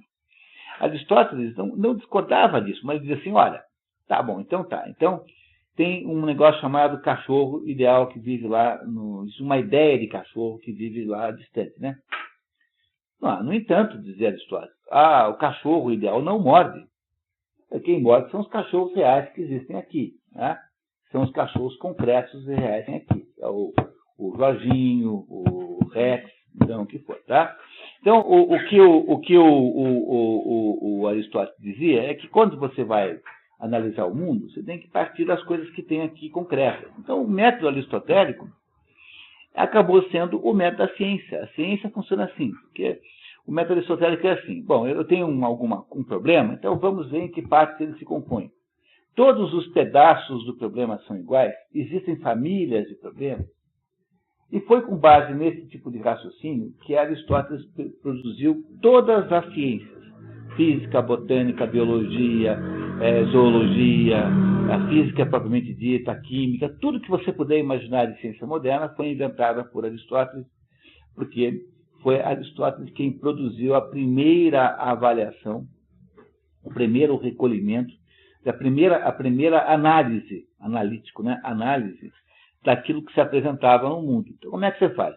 Tem animais que voam e animais que não voam. Tem animais que põem ovos, outros que têm os seus filhotes já prontos, né? Já saem diretamente. Tem animais que têm espinha vertebral e outros não têm. Tem animais que têm a casca para fora, outros para dentro. Enfim, você vai olhando para as categorias zoológicas, quem inventou tudo isso foi Aristóteles. Tudo que Aristóteles faz na vida, ele faz assim, desta maneira. Ele sempre investiga quais são em que consiste a realidade que eu estou vendo. Se Platão achava o contrário, se para Platão havia aí o que interessava mesmo era aquilo que existia teoricamente no âmbito inacessível, para Aristóteles interessavam as coisas que estavam embaixo. E aí nasceu um possível conflito entre os dois. Há muita gente que os vê como conflituosos. No entanto, você pensar bem, com todo cuidado, você perceberá o seguinte, que o fato de que um parte do geral para o particular, ou seja, do cachorro ideal para o cachorro real que está ali, e o fato de que o outro parte do cachorro real, que morde e late, para a ideia genérica de cachorro, isso não significa que eles estejam em conflito um com o outro. Significa o seguinte, que tudo aquilo que existe simultaneamente nessas duas dimensões. Nós somos indivíduos completamente separados uns dos outros, tão separados que a gente tem uma cara diferente, temos um nome diferente, isso e ao mesmo tempo nós somos espécie humana. Somos iguais sob algum ponto de vista. É claro que essa situação que eu estou aqui descrevendo com uma certa simplicidade é muito mais complexa do que isso. Mas se você gosta desse assunto, você pode passar o resto da vida estudando isso. Isso chamou-se na filosofia de polêmica dos universais, o nome disso. Quer dizer, qual é a polêmica dos universais? É assim. Cachorro, né, a espécie cachorro, é um negócio que realmente existe ou é apenas uma palavra conveniente para resumir a turma toda?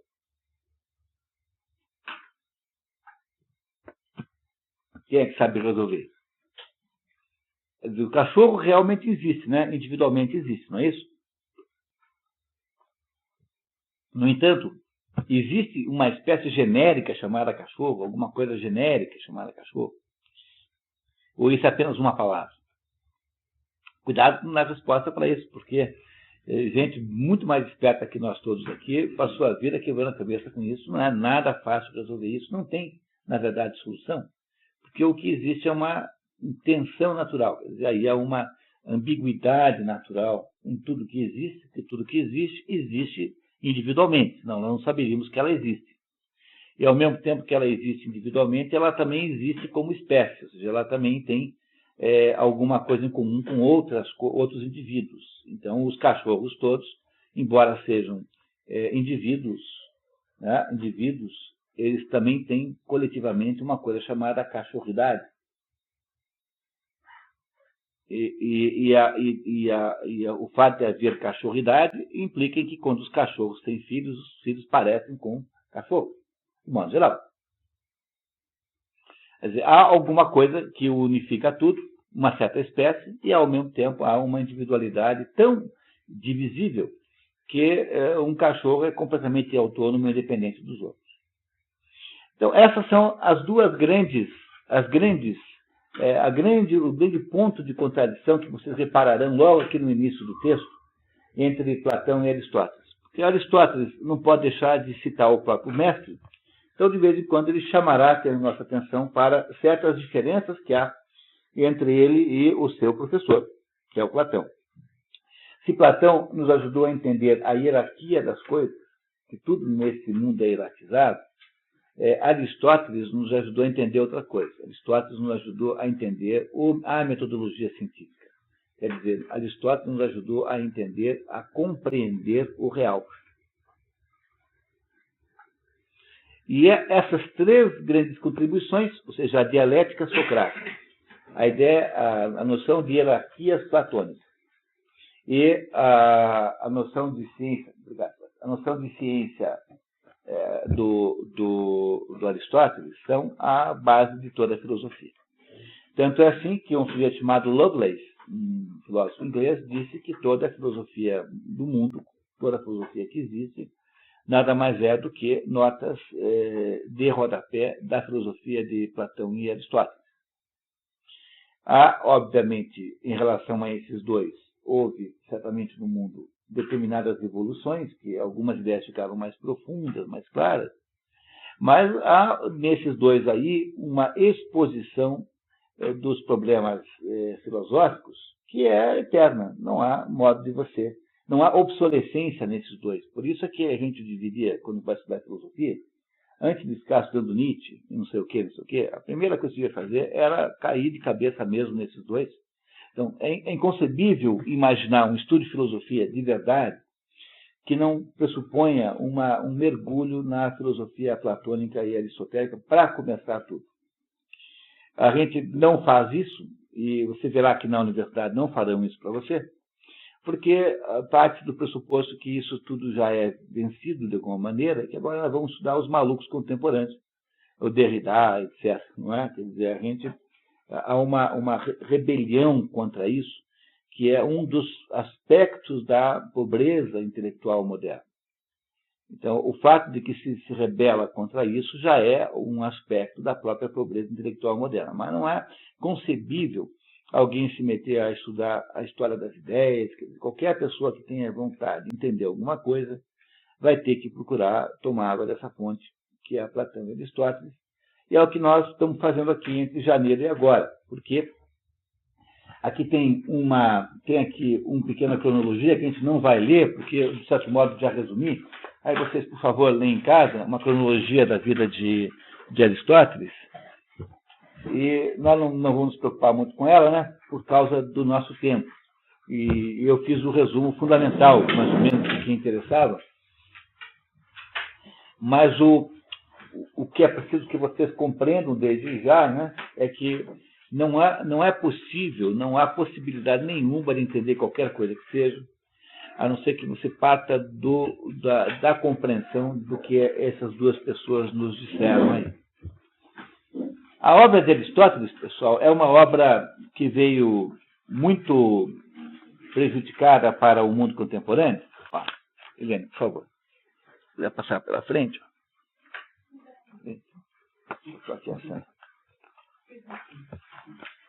Então, a obra de Aristóteles é uma obra que veio para o mundo contemporâneo muito fragmentada e muito, vamos falar assim, estraçalhada para o mundo moderno.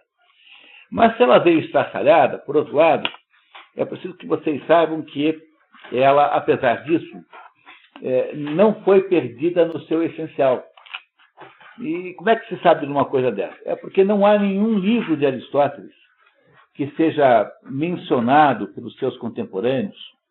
Como Aristóteles tinha uma escola, né, ele deve ter tido um grande alcance dentro dos termos da época, né? Então, não há nenhum livro de Aristóteles ao qual se atribua uma importância fundamental que não exista. Então, a obra de Aristóteles, embora tenha vindo apenas em parte para o mundo moderno, ela não é uma obra mutilada ao ponto de nós termos conseguido perder a essência da obra. Então, o que vocês têm aí nesse segundo documento, pessoal, é comentário sobre o corpus aristotelicum. Corpus aristotélico significa corpo aristotélico. A obra também chama-se de corpus, né? Corpus aristotélico. Então, olha só o que diz ali. Diógenes Laércios, na Vida dos Filósofos, que é o único biógrafo de Aristóteles, é esse Diógenes Laércio, assegura que já é um romano, tá? Já é um romano.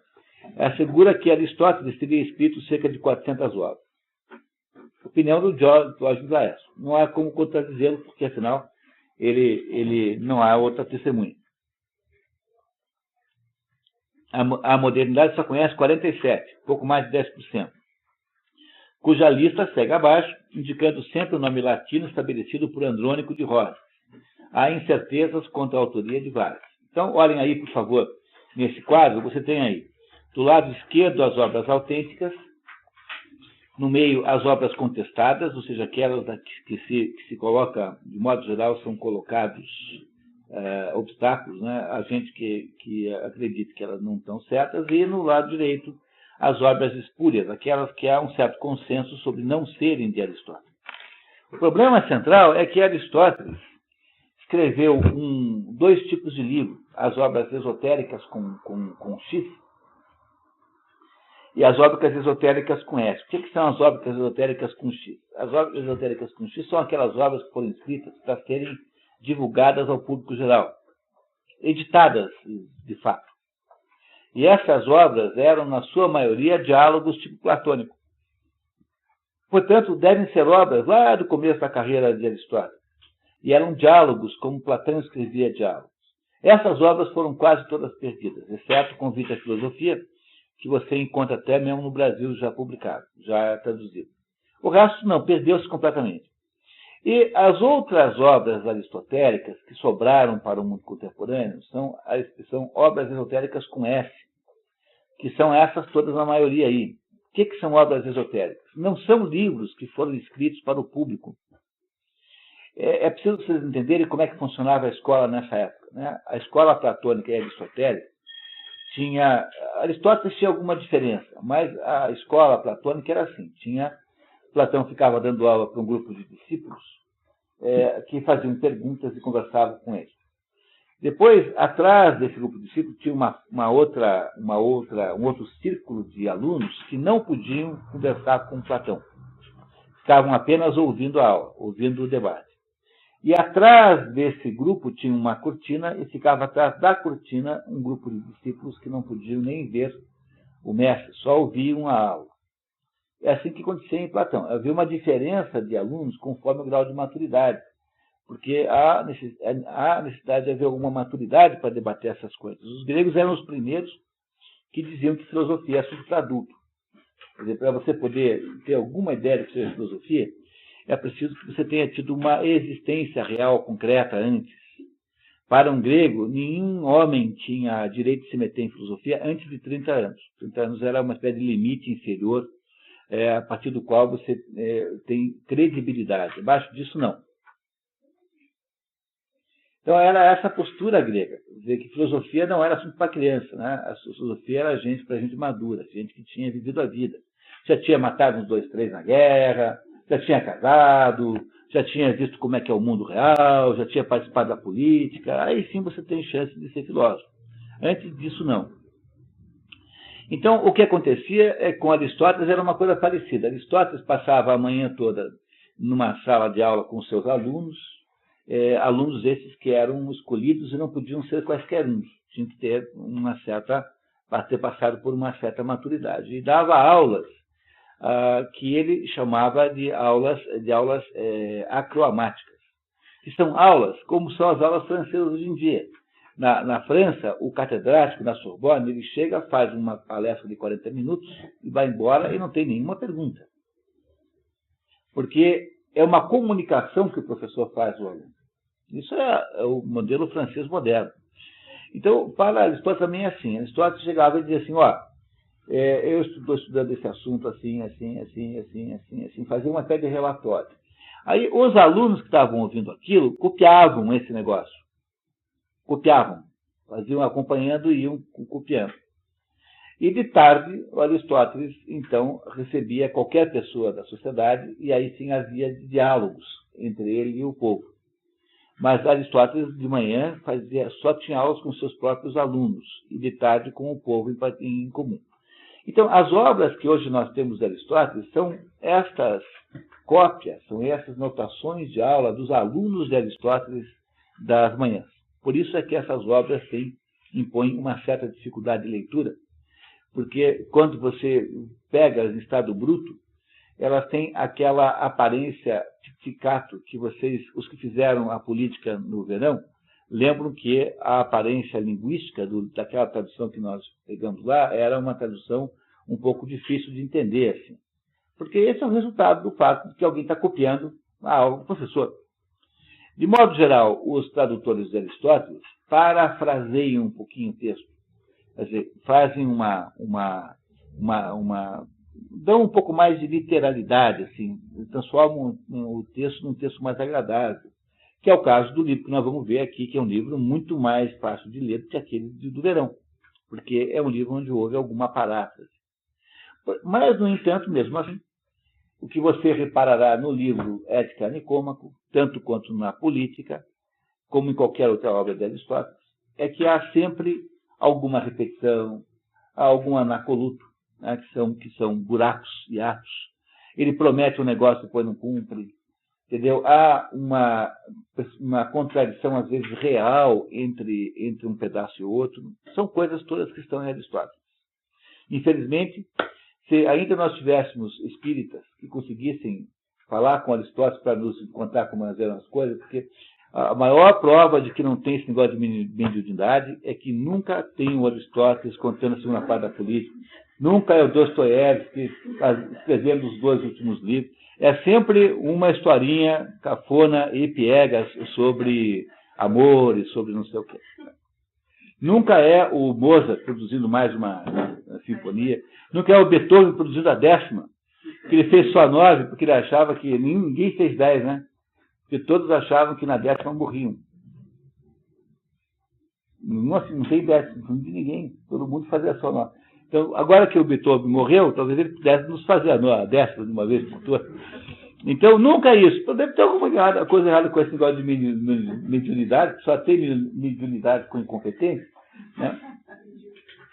Bom, mas seja como for, né, o que eu queria dizer é que o Aristóteles, então, nos deixou uma obra muito tumultuada, muito judiada, e não era uma obra para ser publicada. Hoje, quando você vai escrever um livro, você vê 500 vezes, corrige tudo.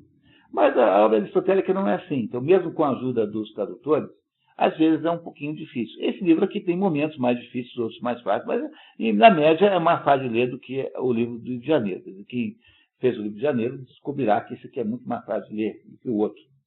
Não é um livro, são anotações de aula dos alunos de Aristóteles. Além do fato de que isso era assim na sua origem, imaginem vocês a quantidade de bagunça que não aconteceu em 2.400 anos. Por exemplo, na Idade Média, que para ter uma cópia do livro tinha que alguém no convento, um copista, fazia isso. Então imagina aquele frade ali de madrugada com aquelas velas acesas, de repente ele dá aquela bocejada assim, e a hora que ele vai retomar o texto, pulou uma palavra. Não é fácil de acontecer isso? Então, imagine nas cópias e mais cópias que foram feitas, quantas vezes essas cópias não falsificaram, né, o texto sem querer. Não é isso? Pode ter gente que inventou coisa porque achou que era melhor. Né? Olha só, está pensando nisso. Eu vou botar isso aqui. Tem de tudo, né? Nós conhecemos um caso de um fulano que achou uma tela em casa e falou, pô, mas isso aqui está meio triste. Pintou um avião no céu. E era um quadro do Debona, né? Achou um quadro em casa, assim. Falou assim, pô, mas esse quadro aqui, bem que esse céu, pintou um avião, assim, azul, no quadro do Debona. Coisas desse gênero acontecem o tempo todo, né? Então, o problema é esse. Quer dizer, esse debate aqui sobre a veracidade do corpo aristotélico é um debate que não tem fim. Tá? Não tem fim. Então, tem aí, essa é mais ou menos o consenso dos estudiosos. Quando digo estudiosos, eu falo daqueles alemães que passaram a vida estudando isso. Então, não é assim um sujeito ali na USP. Entendeu? É um sujeito que passou 45 anos, 50 anos debruçado no grego antigo, vendo como é que são as palavras, tentando descobrir qual é o estilo do autor, para saber se tem mais de um ou um. Coisas assim que a gente não imagina o que é fazer. Que nós, por exemplo, na cultura brasileira, é incapaz de fazer uma coisa dessa, né? Aí, virando a página, né?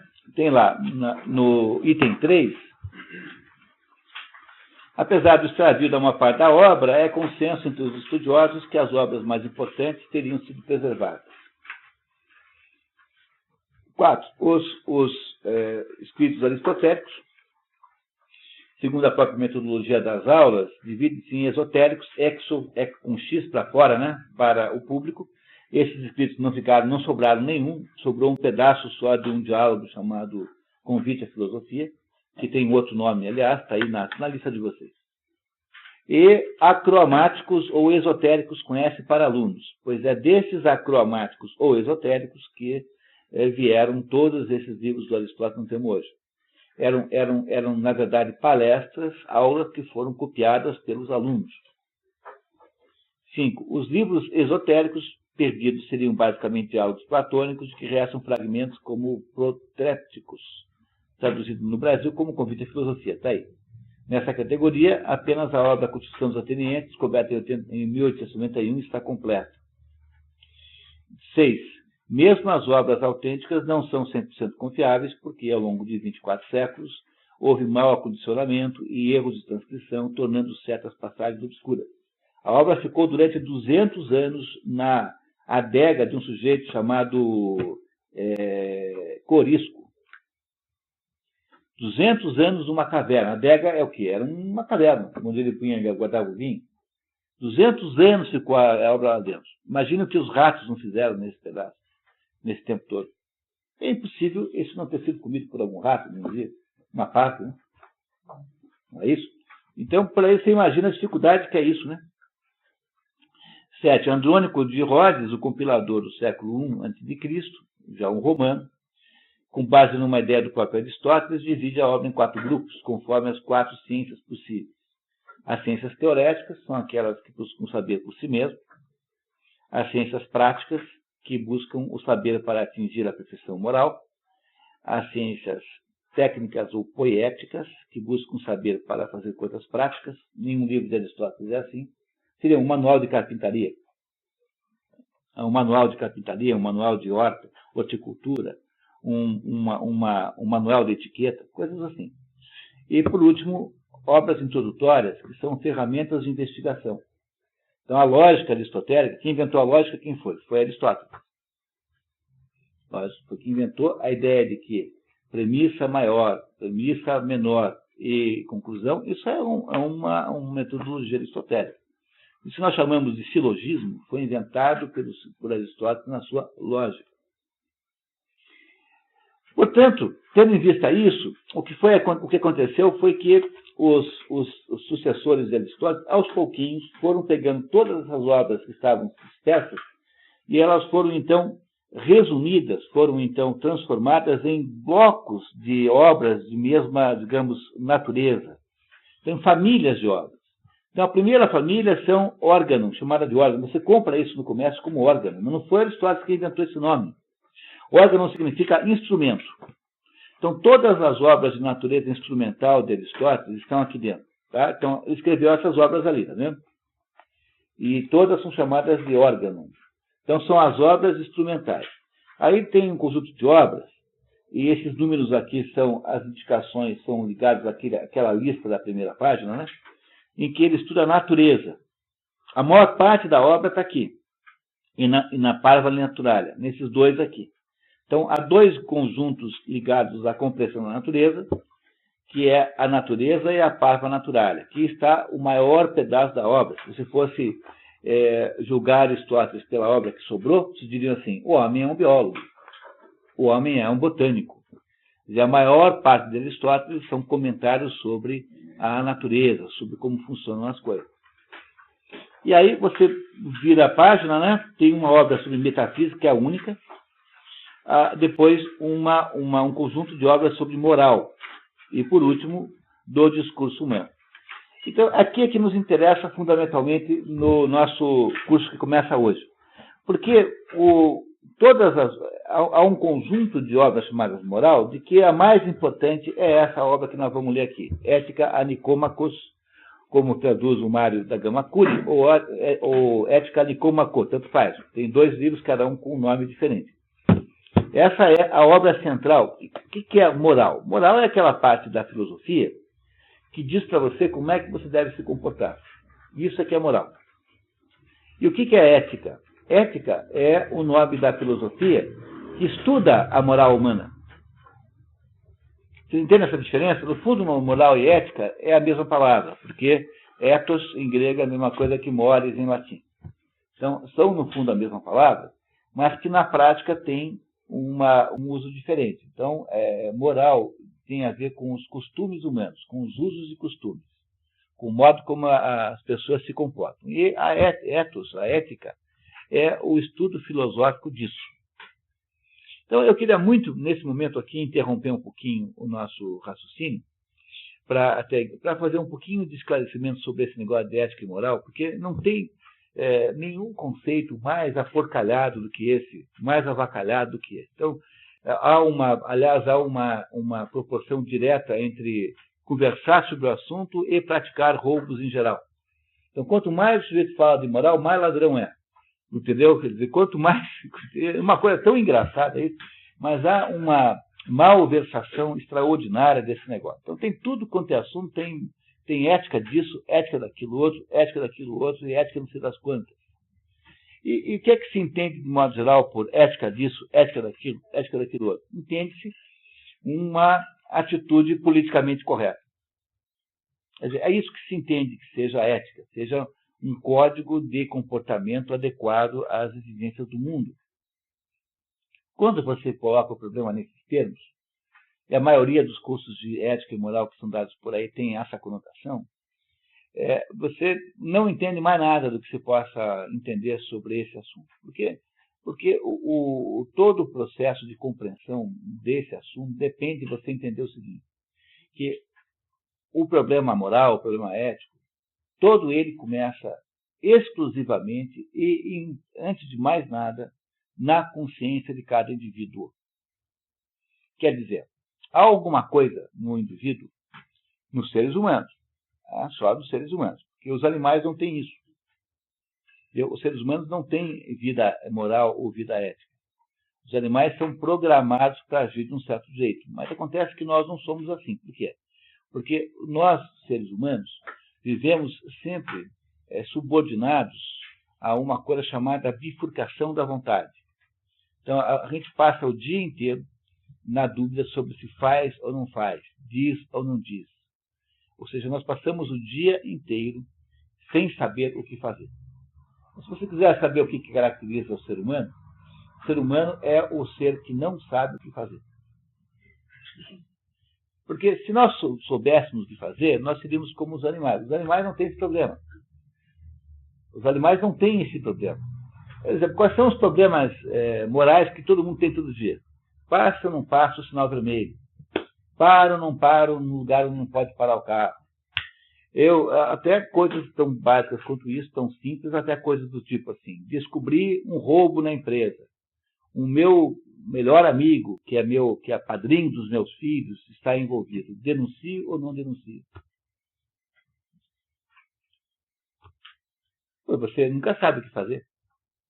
Porque se você fosse um animal, você não teria a menor dúvida. Você faria pelo que é programado.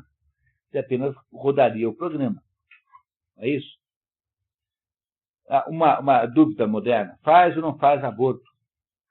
Um animal nunca tem esse problema. Por exemplo, um leão lá na África quer que uma certa leoa entre no cio. O que ele faz? Ele mata os filhotes dela. Mas ele não faz isso com nenhuma espécie de... Ele não tem dúvida sobre isso ser a melhor coisa a ser feita. Ele faz isso porque ele é programado para agir assim. Um animal não tem dúvida sobre o que fazer.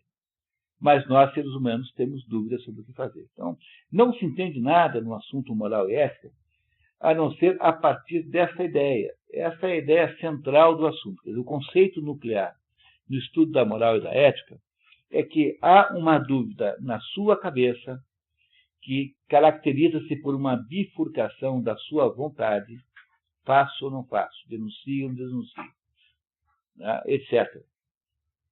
Que é onde começa todo o processo humano. Quer dizer, você pode até dizer para mim que determinados animais são espertos, como os cachorros não são espertinhos, são, né? Os cachorros fazem coisas inacreditáveis. Né? Agora, os animais não têm senso moral nenhum. Quando o seu cachorro foge, você dá uma bronca terrível nele, ele não fica com aquele ar assim, desmoralizado, porque ele tem a culpa. Mas é porque ele pensa que você não ama mais. Entendeu a diferença? Nunca viu um cachorro que leva uma bronca, não fica assim desmoralizado no canto? Mas ele não faz isso porque ele tem sentimento moral.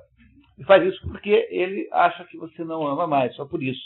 Ele não tem a menor ideia de que seja certo ou errado, a não ser aquela ideia que você programa e que você, por um processo de estímulo positivo e negativo, que você o programa, né? Você programa o seu cachorro. Então, é mais ou menos isso que nos distingue, sobretudo, dos animais. Entre as diversas diferenças que temos, a mais importante é essa, que o ser humano é o ser que não sabe o que fazer. E é por isso que nenhum código moral, nenhum tribunal externo, nenhum tribunal de júri, nenhuma opinião pública tem mais poder sobre você do que a própria culpa que você sente. Porque o tribunal interno que existe dentro da sua consciência é o mais implacável de todos. Nenhum tribunal interno é tão forte, tão poderoso quanto esse. É que esse dilema de vontade é tão extraordinariamente duro e doloroso. Quer dizer, por que ele é um dilema? Porque você não sabe fazer. Mas sabe por quê? Porque qualquer decisão que você tome terá uma dor implícita a essa decisão. Então, quando você está sob a pressão de um dilema moral, de um verdadeiro dilema moral, o que você tenta fazer? A única coisa a ser feita é enfrentar o dilema moral. Mas como isso é difícil de fazer, porque ele implica numa série de custos emocionais, numa dor, então há fundamentalmente 3 maneiras de você tentar não enfrentar o dilema moral. E a primeira maneira é a maneira que a personagem Raskolnikov do Crime e Castigo. Por isso, agora que vocês vão entender por que ler os clássicos, como no programa de expedições, é salvador da sua vida. Porque quando você entendeu o que aconteceu com a personagem lá, mesmo que nunca tenha acontecido com você, quando acontece com você, você já não fica angustiado sozinho, né? Porque o maior problema de quem enfrenta problema, para quem a vida traz problemas, quando você se defronta com um problema que a vida traz, a coisa que você tende a fazer é acreditar que isso só aconteceu com você. E como só aconteceu com você, você se envergonha e é incapaz de falar do problema. Daí você o que faz? Você esconde embaixo do tapete. Esconder embaixo do tapete significa neurotizar. Você neurotiza. Cria lá um troço que fica agindo escondido, que você não sabe. Então, a grande literatura, por exemplo, ou apresentar situações as grandes situações humanas, ela desneurotiza você. Porque quando você se defronta com a mesma situação do Raskolnikov, você diz, não, mas isso eu já sei o que está acontecendo. O fato de você falar a respeito do assunto é em si terapêutico.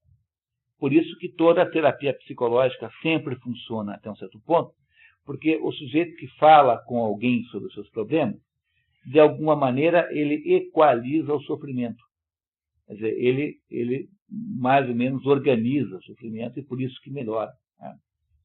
Mas a primeira maneira que tem de você resolver o dilema moral é você fazer como faz o Raskolnikov. O Raskolnikov era um sujeito pobre, miserável, um estudante empobrecido, e achava-se muito injustiçado, e era lá, então, explorado por uma velha agiota, a que ele tinha entregue a preço de banana todos os últimos bens que ele tinha, que era um reloginho, aquelas coisas.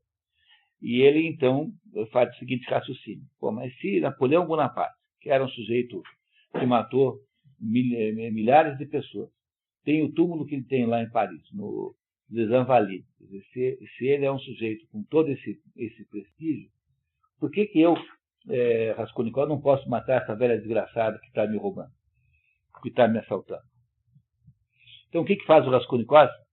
Como ele não suporta o dilema moral, ele inventa uma moral que só vale para Napoleão e para ele. Entenderam? E como é que você tenta fugir? O primeiro jeito de fugir é esse. Não é isso?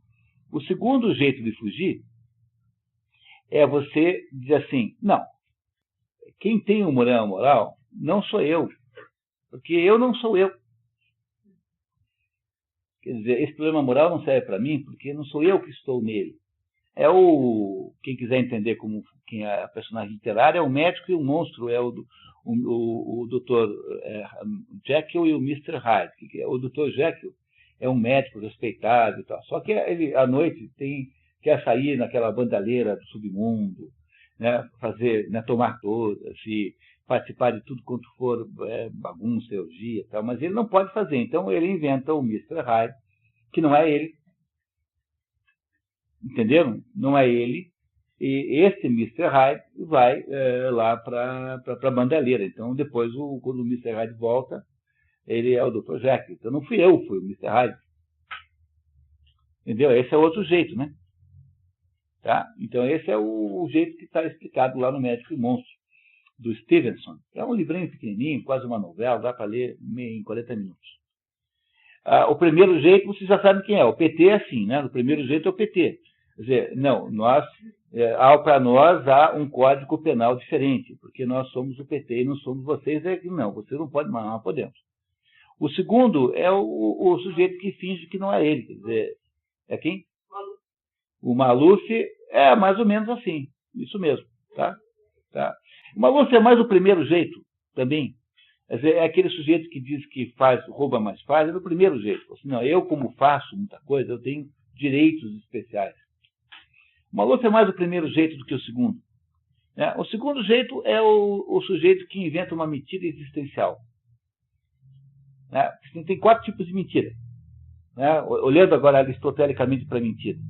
Né? Tem 4 tipos de mentira. Tem a mentira socialmente aceita, que é a desculpa. Essa todo mundo tem direito de fazer. Entendeu? Estou com dor de cabeça, vou viajar. Se você não mentir um pouco, o mundo não te larga. É muito difícil. É impossível viver nesse mundo. Né? Essa é a mentira que o Acasto, né? O Acasto, aquela personagem do misantropo, que dá certo, acha que é legítima. Entendeu? O misantropo não admite essa. Mas há uma certa mentira que é necessária na vida, porque senão você é o quê?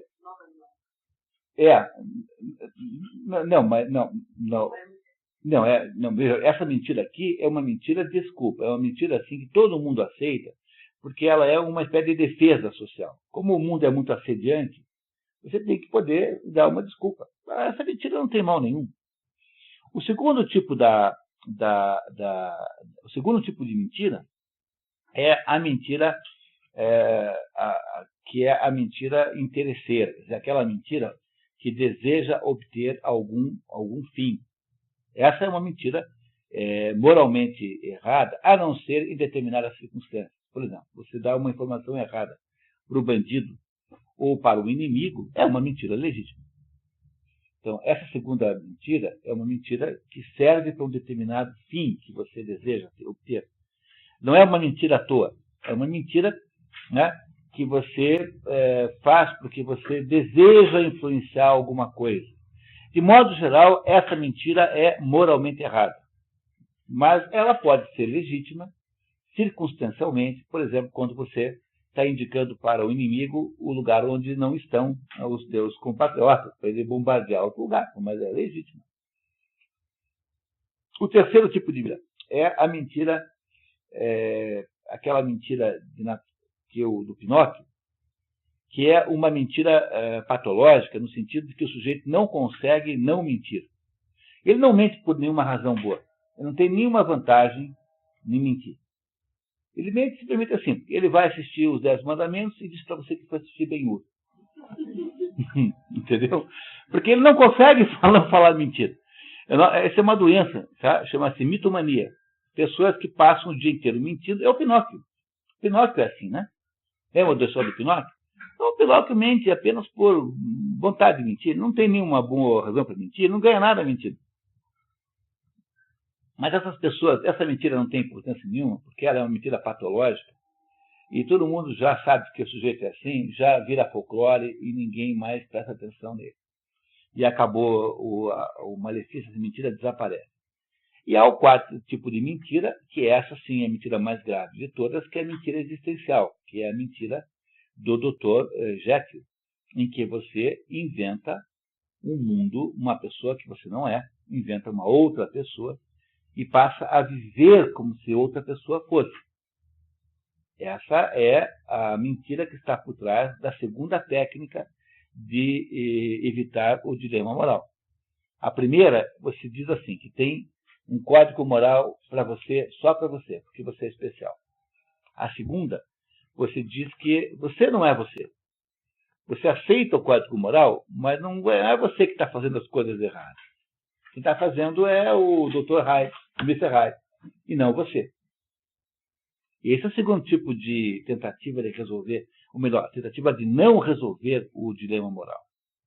E o terceiro tipo de reação contra o dilema moral é quando você diz assim, olha, eu até que obedeceria o que estão me dizendo, mas sabe de uma coisa? Esse negócio de moral, de regras morais, isso tudo aí é tudo uma invenção da sociedade. Nada disso aí é de verdade, então eu não vou levar isso a sério. Isso é o Meursault do estrangeiro. O Meursault é um sujeito que não tem consciência moral porque ele não acredita que as regras morais têm um valor verdadeiramente. Então, essa é a terceira possibilidade. Então, a personagem literária da primeira mentira é o Raskolnikov, no segundo é o Dr. Jekyll e no terceiro é o Meursault do estrangeiro. Então, você vê que é para isso que serve a literatura. A literatura serve para desenhar para você as situações humanas típicas em que nós nos metemos e que nos ajudam, pela sua compreensão, a entender o mundo daí para frente. Entenderam isso? Qual a sua opinião sobre o Second Life? Second Life é o segundo tipo de mentira. Second Life é o segundo tipo. O Second Life, que a Cristina já tinha dito, Cristiane, é a mentira existencial. Você não suporta a sua existência aqui nesse mundo, então você reinventa-se num outro em que você tem você queria ser loiro, vai ser loiro no outro mundo, você queria ser não sei o que, vai ser no outro mundo, você inventa um mundo que não é. Mas isso é basicamente o processo de alienação moderna. Eu acho que isso é apenas um problema isso não é o responsável pelo desastre moderno, mas é uma espécie de sintoma da confusão moderna. Entendeu? Mas ele é do segundo tipo de defesa. É um desses três tipos de mentira, é a mentira existencial, que é a mentira mais grave que tem. Porque a mentira social, que é a desculpa, ela não tem mal nenhum. Você não consegue viver se não for assim. Imaginou? Só o burro do Kant que achava que não podia falar isso. Quer dizer, o Kant achava que não podia nem mentir para o ladrão que quer saber onde é que está o dinheiro. Quer dizer, o Kant realmente é o Mr. Magoo da filosofia. Não tem ninguém mais parecido com... É o Mr. Magoo mesmo. Né? Então, você não pode viver assim, entendeu? A sua vida fica insuportável. Viva a vida do Alceste, no Misantropo do Mulher, que é um sujeito insuportável, porque ele está o tempo todo sendo sincero, e as pessoas vivem assim de uma certa hipocrisia consentida, que é uma espécie de possibilidade de convívio. Assim, não dá para ser assim. Então, o segundo tipo de mentira é a mentira, essa sim é uma mentira perigosa, que é a mentira utilitária, essa em que você mente procurando um determinado fim. 99% das vezes é uma mentira moralmente errada. Ela é condenável moralmente, com exceção das vezes em que essa mentira utilitária visa um bem contra alguém que quer o mal, digamos, diretamente. O terceiro tipo de mentira, que é do Pinóquio, que é o do mentiroso compulsivo, não tem importância nenhuma, porque são todas pessoas que você espera que mintam. Né? Aquele sujeito que nas festas conta que pegou peixes de 50 quilos no Parque Barigui. Você sabe que é mentira mesmo, você mais ou menos folcloriza aquela pessoa. E a quarto tipo de mentira é a mais grave de todas, que é a mentira existencial, que é aquela que está por trás da segunda estratégia de evitar o dilema moral. Quer dizer, o dilema moral é alguma coisa que está dentro de você. Como você nem sabe como resolver, é por essa razão que existem sistemas externos de moral, que nós chamamos de códigos morais, códigos jurídicos. Tudo isso que a gente chama de código externo, de maneiras que prescrevem o modo como você age, tudo isso só existe Porque existe um dilema moral interno, um tribunal interno, que é de onde tudo sai. Quer dizer, todos os códigos morais externos têm origem na consciência humana. E nunca o contrário. Não é a lei de fora que faz você sentir-se culpado. É o fato de que você está culpado que gera a possibilidade de ter uma lei externa. É exatamente o contrário do que, de modo geral, se faz. As pessoas vão dizer que são moralistas, fazem coisas erradas, fugindo na frente dos outros, com a sua aparência mais austera, possível,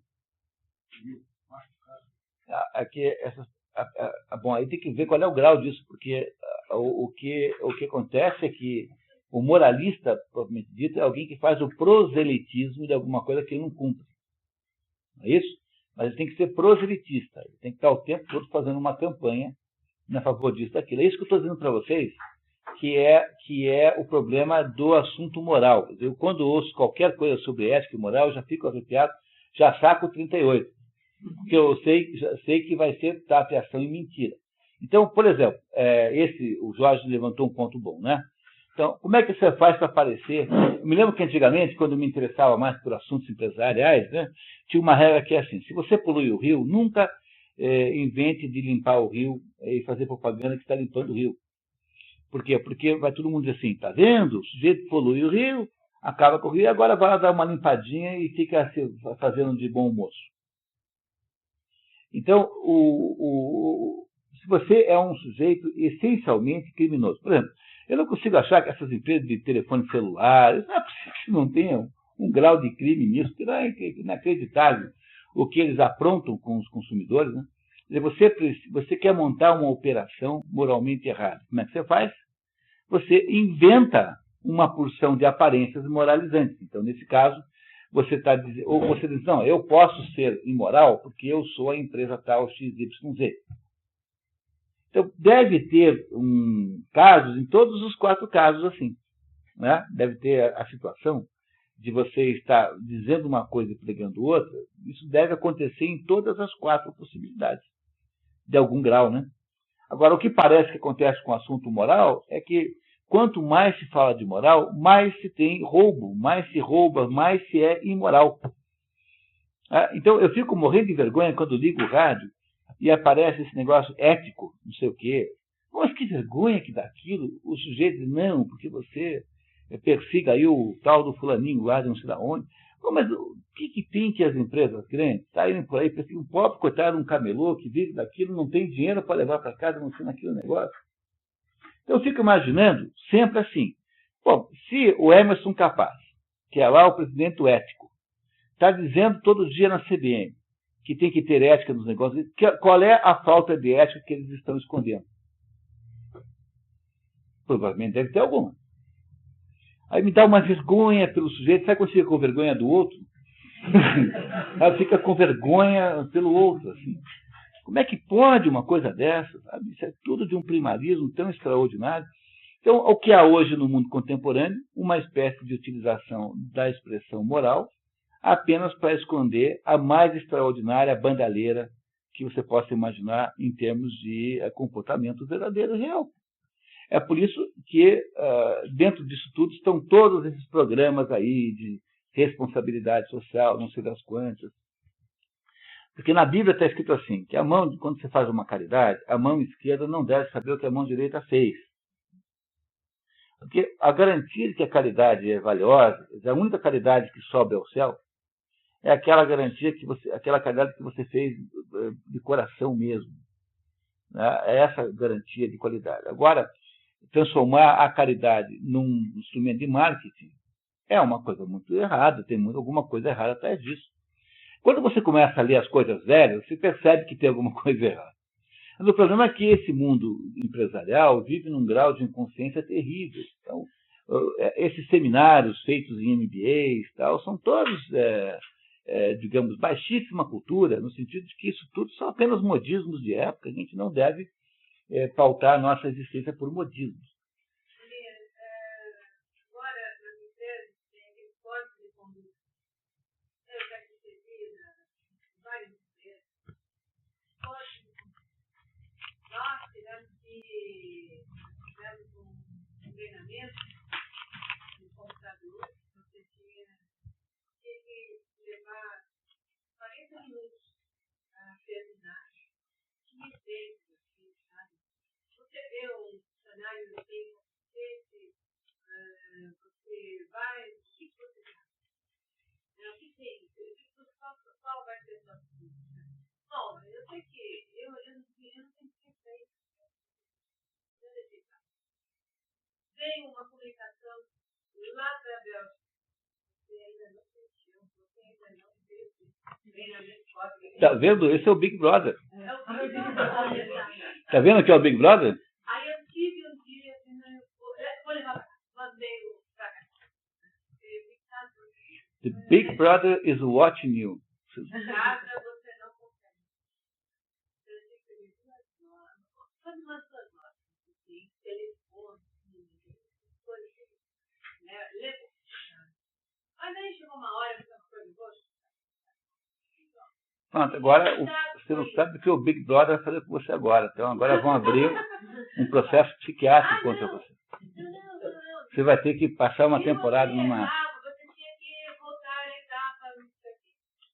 E daí você tinha que voltar, olha, o código. Então, pessoal, é aí que eu digo para vocês, independente dessa questão em si, porque a gente não vai conseguir aqui debater casos particulares, né? Quer dizer, o que acontece quando você se põe num programa de verdadeira cultura é que você desenvolve anticorpos para essas coisas e começa a desconfiar delas. Então, quando você se defronta com isso, você já... Opa, peraí, isso aqui não está bem certo. É isso que faz para você uma verdadeira cultura. Mesmo que você tenha que aturar isso, porque afinal você não manda no mundo, mas você não faz isso de um modo inconsciente, né? É isso que Aristóteles nos ensina. Aristóteles nos ensina a deixar de ser bobo. E é isso que nós vamos ver, começar a ver hoje na moral, na ética nicômaco, que a gente precisa continuar a falar depois do intervalo. Tomamos um cafezinho, rapidamente, pessoal. Dá uma paradinha.